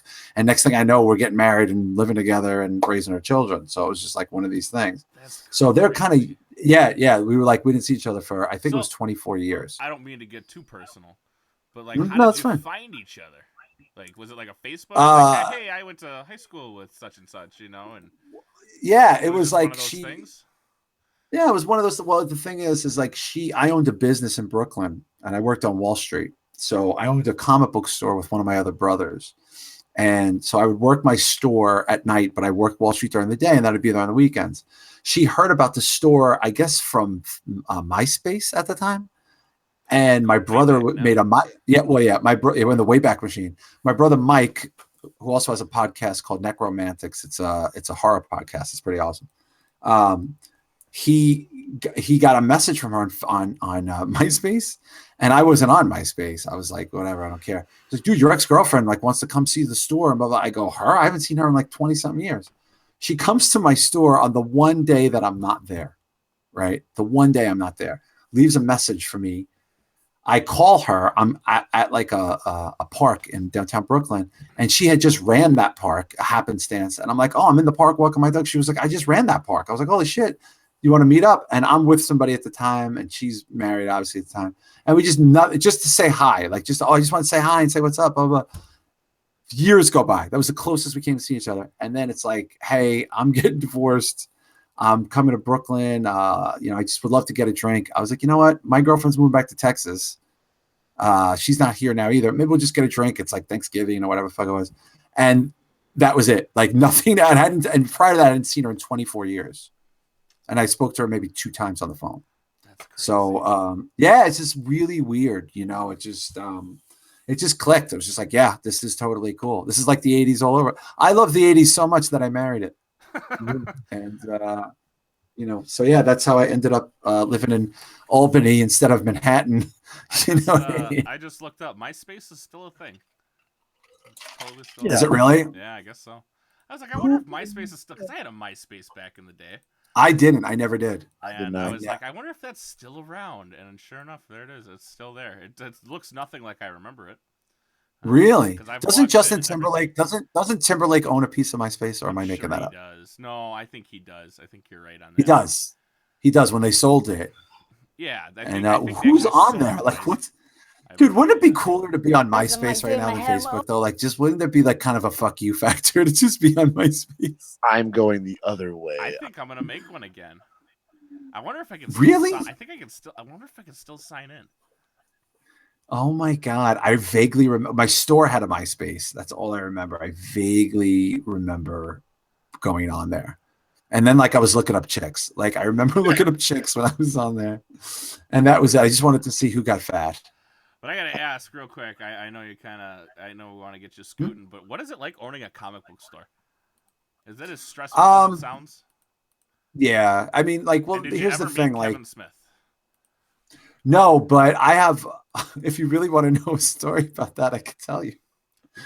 The thing is, I was such a fan of the medium, like right in like the early 2000s. I loved what the Marvel universe was doing with the new, with all their new books. Like they were kind of predicating them on post 9/11 and Ultimate Universe from Marvel. So I was a huge Daredevil fan of the Michael Bendis run, and I was living in Manhattan, and I was like, oh my God, I'm making really great money right now. I'm doing really good in life. I'm going to pour my money into this business, which was probably, not the smartest thing to do.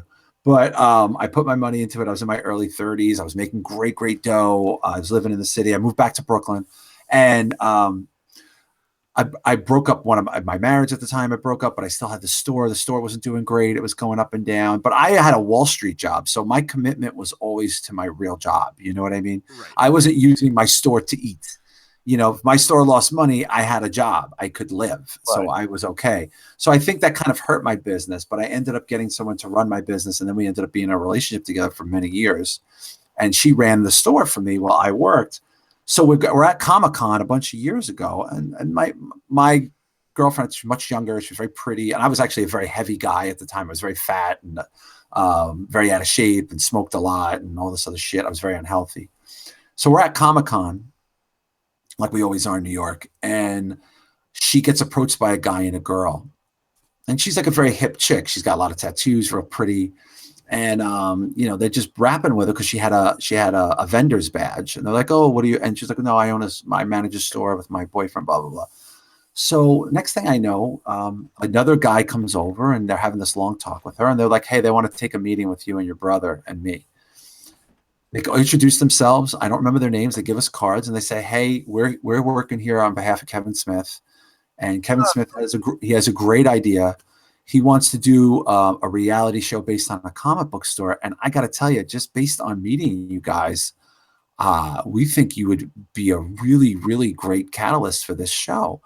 And I was like, "Okay." And they were like, "We just want to do like what it's really like to work at a comic book store. And from what I hear, you have all young girls that work in your store, and you and your brother run it. You have this real crazy dynamic, and you're in the hardcore scene and all this stuff. And it's like a lot of musicians and tattoos and cute chicks and all." And I was like, "Yeah, that's kind of what our store is like. It's unique." So they were like, "Would you want to take a meeting today with some other people?" And I'm like, "Are you fucking serious?" I'm like, "Yeah." So my brother Mike is all in, and I'm like, "Yeah, dude, I'm totally down." But my girlfriend is like, "Nope." And she was like, "I don't want to do that." She's like, "It's exploitive." And I was like, "Are you fucking serious?" I was like, "Dude, like, this could be a huge thing for the store." Like, you know what I mean? And making money. Well, she just thought like they were into it because it's a comic book store where a lot of cute chicks work, which was not that rare in New York City. There was a couple of stores like that, but mine just happened to be like really tied into the punk and hardcore scene, and people in bands were hanging out in there. And so it's like, I had all these cute girls working there. And me and my brother fighting in there with the cute girls working there. It was like a sitcom, And she just put the kibosh on the whole thing. And then next thing I know, it was like 6 months later or whatever it was like, comic book, man, following the created by Kevin Smith. And I'm like, oh my fucking God. And me, my brother, and we were still together, me and my girlfriend at the time. And I was like, holy shit, this is the fucking show. Like they ended up just using his store instead of, because they couldn't find a store that they wanted to invest in. So they just said, well, fuck it, we'll use Secret Stash. Because Secret Stash was not supposed to be the store. Kevin Smith wanted it. He wanted to find a store that had like a good backstory.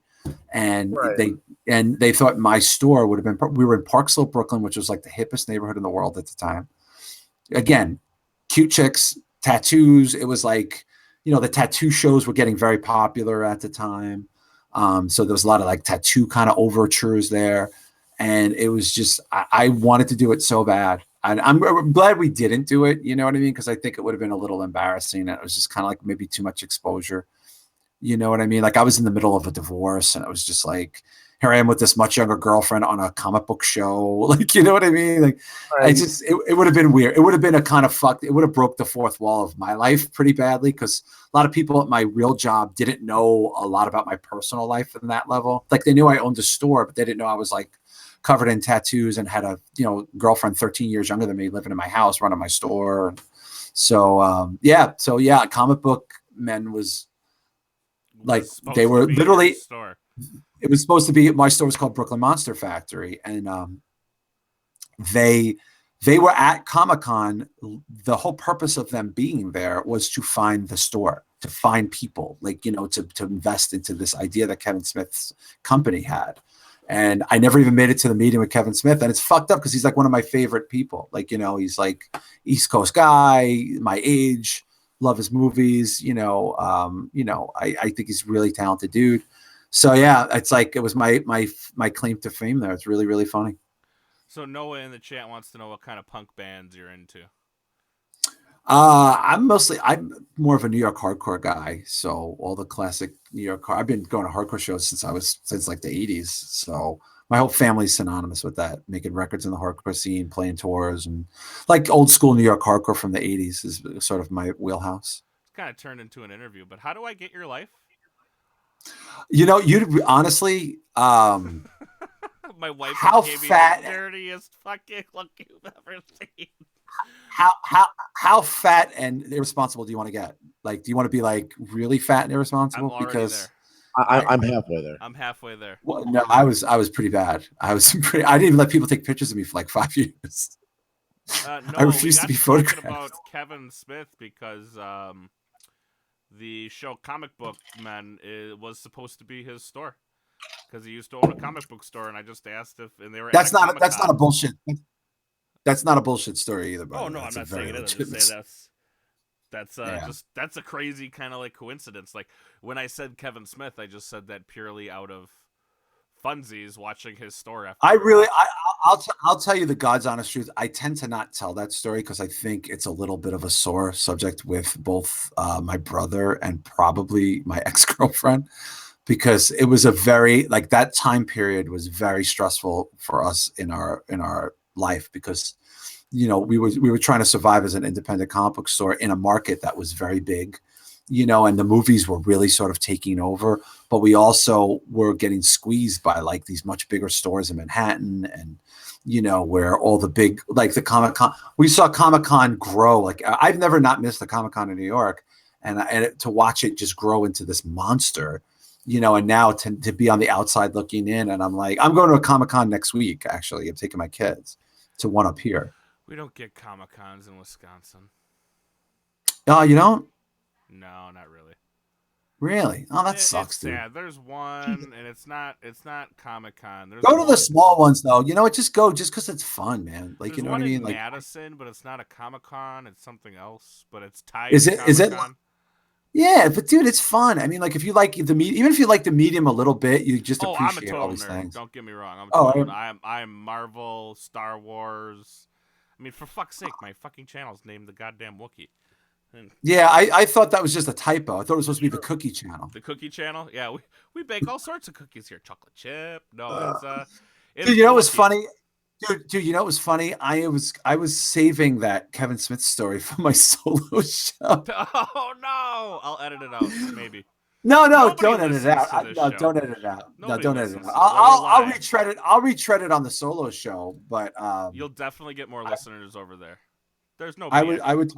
Nobody's watching. I'm going to retread it on the solo show. I don't know that I've ever told that story publicly. I know people know that story, dude. The guy who used to run. I used to work for Barclays Bank. I was like I had a pretty good job for Barclays, the English bank, because they bought my company.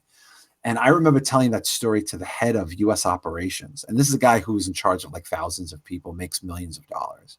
And we were pretty close because I used to run their corporate. I did, as you could tell, I used to run like corporate fundraisers. I was their MC. I did videos for them and all that stuff and made like I would write funny speeches for like the heads of the company. And I used to do their voiceovers. So I told him that story, and I could tell he was so impressed. Like, I think he went around telling other people that, did you know the show that's on after Walking Dead is about John? Like, you know what I mean? Like, yeah. No, that's really about John. Like, that was supposed to be John. You know, and like, here's this guy, and I'm like, dude, your house, like, I will never live long enough to afford a room in your house. Like, you know what I mean? And you're impressed with some douchebag who had like a really hot girlfriend who, you know, somebody wanted to make a TV show out of that dynamic and a store for 5 seconds and then got over it and moved on to something else, you know? But yeah, stuff, that's the kind of stuff I'm talking about the solo show. Like, just like stuff in the store, stuff on tours, like going on the road and stuff like that, meeting bands, getting in fights with famous people. Definitely cool. I look forward to that. Guys, go check out Wrestling Soup over on, you guys are on, well, they're wherever our podcasts. Stitcher is the main one. Stitcher, iTunes, Google. Those are the big Mixler, ones for you guys. Mixler, so. Google, and you know, we always do a pay-per-view recap. That's always you know, a lot of the content is free, and then there's extra special stuff that we do. But go just for throw them Patreon. $5 on their Patreon.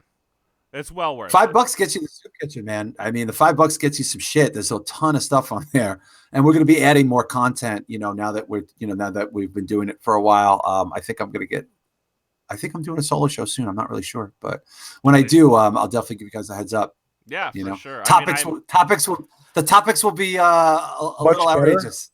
Yeah, I'm going to talk about all my marriages. I'm going to talk about getting into fights with parents.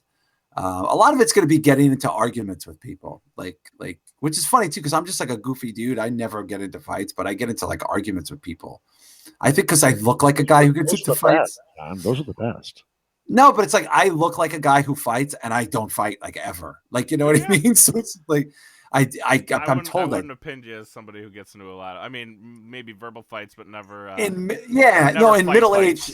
In middle-aged folklore, in middle-aged parent lore, I look like the guy. Oh, like, you know what I mean? Yeah, like you got. I'm not a young dude, so it's just like, you know, in middle age, you know, when I go to pick up my kids from school. No, even back then, I was more of a dude like hooking up with chicks and like hanging out with bands. I just wanted to get drunk and smoke cigarettes and make out with people. I wasn't like fucking looking to, you know, people were looking to beat the shit out of people at shows. I was like, yeah, that's cool. That girl's really cute. I'm gonna go talk to her. you know what I mean? It's like, not a bad way to live, really. Yeah, you get into a fist fight and get arrested. I'm gonna go see if I could hang out with that girl. You know what I mean? Because that's what I want to do. It's not a bad way, but again, we appreciate you coming on. We'll have to do it again. Yes, definitely, absolutely. I will, and thanks for support. Thank you guys for supporting the soup so much. That's awesome. Absolutely, I really you guys. That. I got your guys' Twitter handles. As long as you don't quit Twitter, I'll find. You know what? I'll find you on. No, we'll be on there. I'll find you on MySpace. I'll put you. MySpace. I'll put you on my top 10. Oh my god, dude! Oh, dude, my MySpace that I've just recently created. Dude, if you start using MySpace, you got to start sending screenshots and putting them on. Oh, I'm going to. I want to hear about your MySpace. I literally just created. I was like, fuck it. Like, what do fuck? I mean, Facebook. What? I mean, I still use Facebook, but I'm like, fuck it. Oh, of course. You know, Facebook's awesome. I would never say. I'm not one of these dudes who's going to say Facebook sucks. Facebook has reintroduced me to people I met briefly on tour, people that used to shop in my store, people that I worked with, people that I used to hang out with when I was a kid. What's bad about that? Like, you know what I mean? It's just like. Well, I'll tell you the weirdest thing. The only thing I find the new Facebook Marketplace. I found a lot of good deals on stuff there. Oh, that's interesting. Yeah, I don't know if you ever search around it. Sometimes you get, sometimes there's absolute shit. Some guys like, I want $400 for my autographed 92 Barry Sanders card.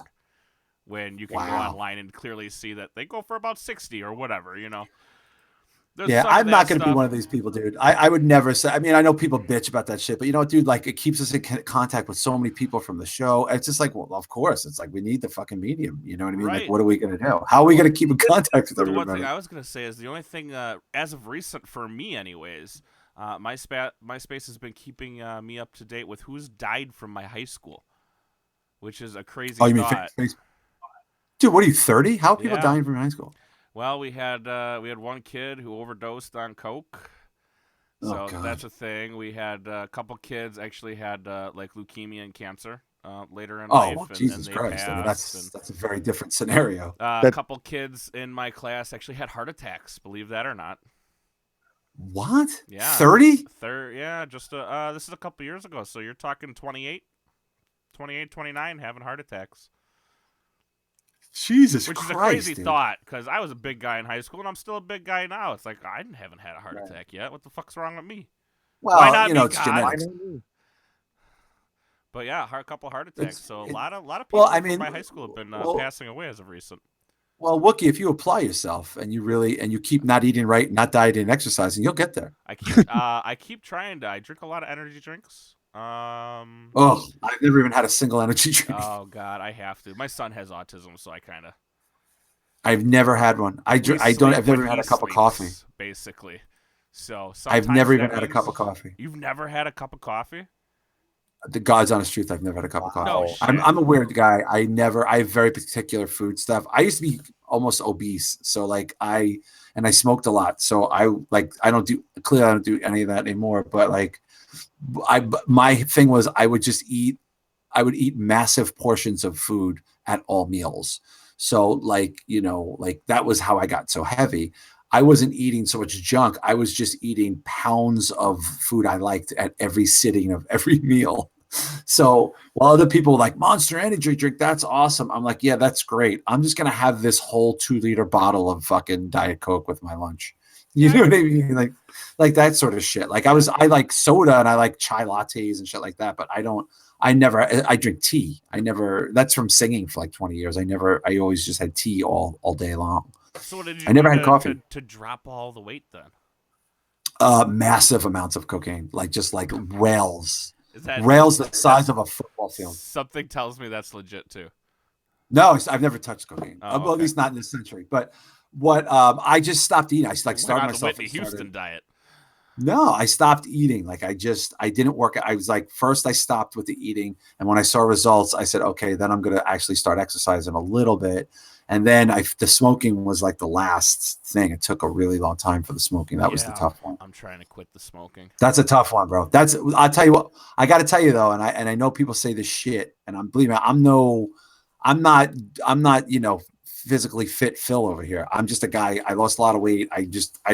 My dad died of cancer from smoking. I'm not really looking to go down that route. I've had friends that have died of heart attacks, and I'm also pushing an older age. My thing is this: if you can quit smoking, that accomplishment in your life is like huge. Everything after that is huge. Nothing, you will never not do something else big task that you feel is out of your depths ever.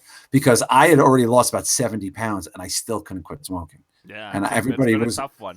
I said it with my first kid I was going to quit smoking. And then I said it with my second kid I was going to quit smoking.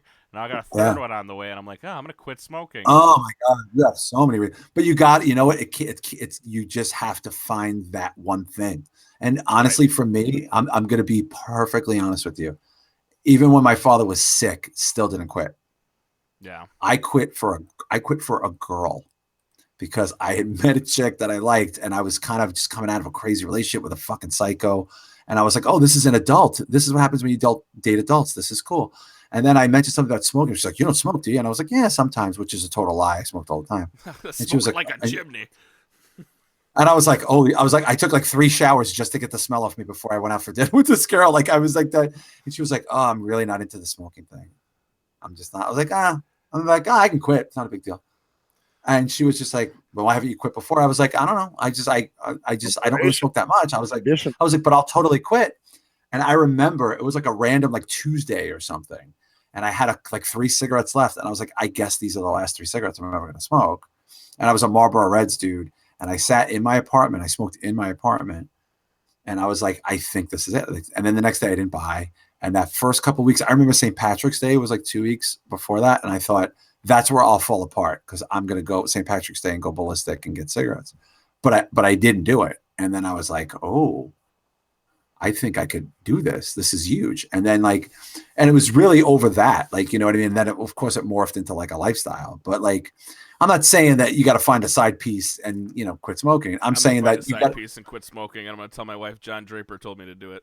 No, you need to, no. I have enough wives that hate me. I don't need another one. But there's that one thing. She hasn't even met you and she probably already hates you.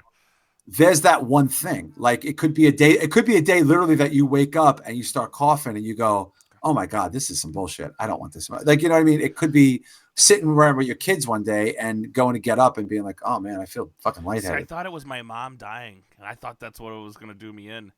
When my mom passed, she passed actually of a pulmonary embolism. But I'm like, man, I don't want to turn out like that. You know, 49 years old and just. Oh my God, your mom was 49. She was 49 when she passed. Yeah, it was actually last year on Easter. Shit. Get this, last year. My God, Easter Sunday, I got a phone call from my mother's ex-husband. 47. I'm sorry, she was 47. All right, so your mom. By the way, your mom is my age. Yeah, which is crazy. And I just get a call from my mom's ex-boyfriend going, "You need to come over to her house right now." I'm sorry. No, he didn't even say that. He sent my wife a text saying Annie's dead. Oh, and that was it. That was all it said. And I'm like, haha, very fucking funny. Go to hell, you fucking bastard. You know what I mean? Who the fuck are you? You fucking. You're my mother's ex-boyfriend, and that's what you send to me. Yeah, okay, whatever. Until I drove out to see her and was greeted by 2 detectives. Oh my god! So that was a thing. Bro. And I thought, I'm like, you know what? It was probably about. Dude, when you'll know when you're ready to do it. I'm telling you, because it can't. It's not like the movies where this, you know, traumatic thing happens. You go, I'm gonna fly straight and really get it together now. No, it's the little thing that you didn't. You just go, huh? That's weird. I didn't smoke today. Like, you know, or you just go, oh, it's funny. I really don't want a cigarette right now. It's weird. Normally I would want a cigarette. Like it's not like it is in TV and the movies. It's this little thing. And I say the little thing for me with the chick because I just met this chick. Like, you know, it wasn't even like she was some long lover. She wasn't my wife at the time. You're just looking to get your dick wet at the time. Yes. No, it wasn't even that. I just didn't. I felt, you know what it was? I felt like, you know, here I am. I feel like I look really good. I lost 79 pounds at that point. I couldn't be in better shape. And I like, my job is going great. My apartment is awesome. I'd sold the business. Everything was cool. And it still like, wasn't like enough for this person. And I was kind of like, well, what am I like? I'm not, well, you think I can't? Like, you know what I mean? I was kind of like, you know, I don't like when people tell me I can't do shit. Yeah. You know what I mean? Like looking down on me, like, oh, you won't quit. Oh, like, oh, this isn't going to work out because I just, because you won't quit. And I'm just like, yo, like, first of all, who the fuck you think you're talking to? But second of all, I just accomplished so much in my life. Like this is just another thing I want to accomplish. And then like, you know, I never wavered. It's the strangest thing. I never, ever wavered ever. Cause I started liking that I didn't do it. And that's the other, and then it just morphs into like a lifestyle. You know what I mean? It really, really does. Like nature at that point. Yeah, dude. Like it just becomes a part of your life. Just the same way it's in your life now. It could leave your life and you don't even function. By the way, my wife smokes. I mean, really? I'm not even. Oh yeah. On the DL, my wife smokes. Dude, my wife smokes, and now you know, like you obviously like it's the spring, so she was flicking cigarettes over the back porch and the side, so the kids don't see it. The kids don't have no idea. There is this mountain pile of Parliament cigarettes. Like I would take a picture and send it to you, I swear. And it's just like, and I'm like, hon.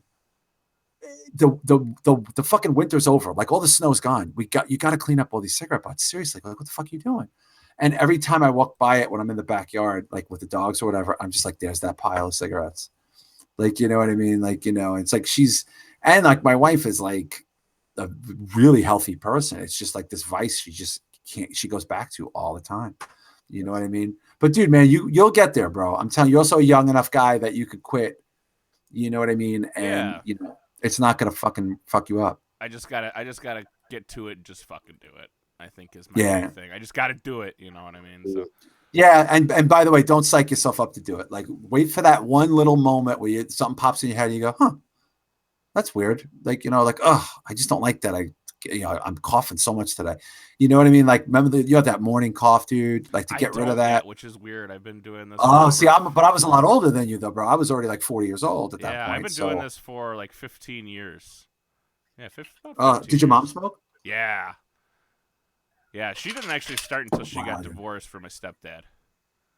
So then she started. Started smoking, and then I'm like, I'm telling you, man, I'm never gonna smoke. And then like 15 rolled around, and it was like, time to light up. You know, I think I broke up with my first real girlfriend. We'd been together like a year. You know, high school problems. Oh, it's the worst. And I know. I live with my high school problem. I'm married to my high school problem.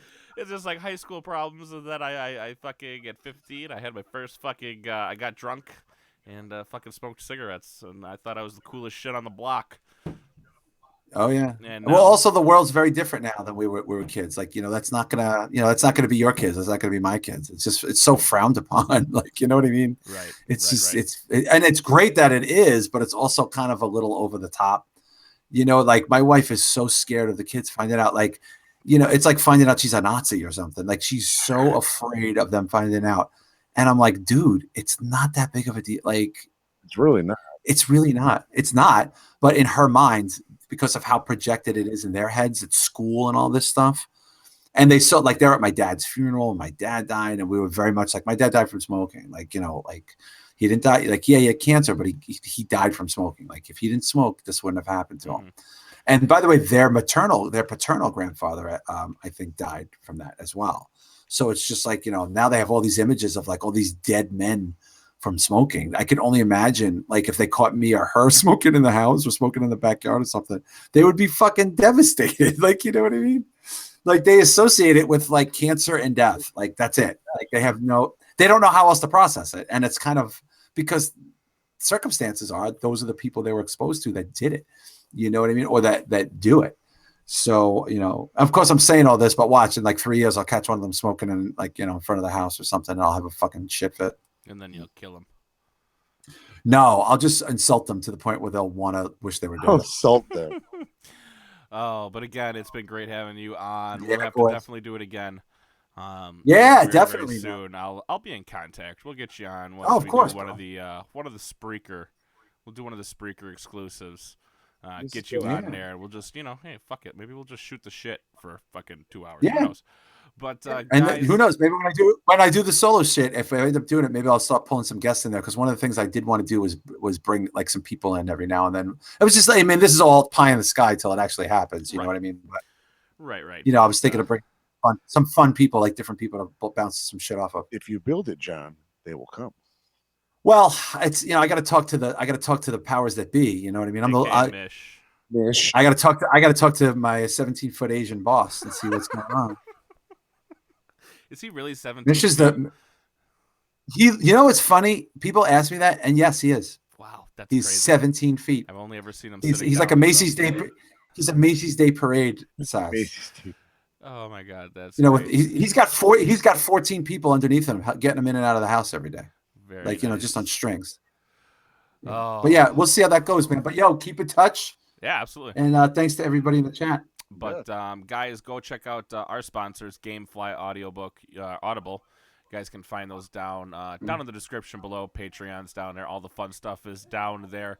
Thank you to both Javier and who is it, King of Rome tonight, for your donations. Those will go a long way. And we're gonna get the hell out of here, guys. Take it easy, all right, guys. Boys. All right, Kevin, be good, man.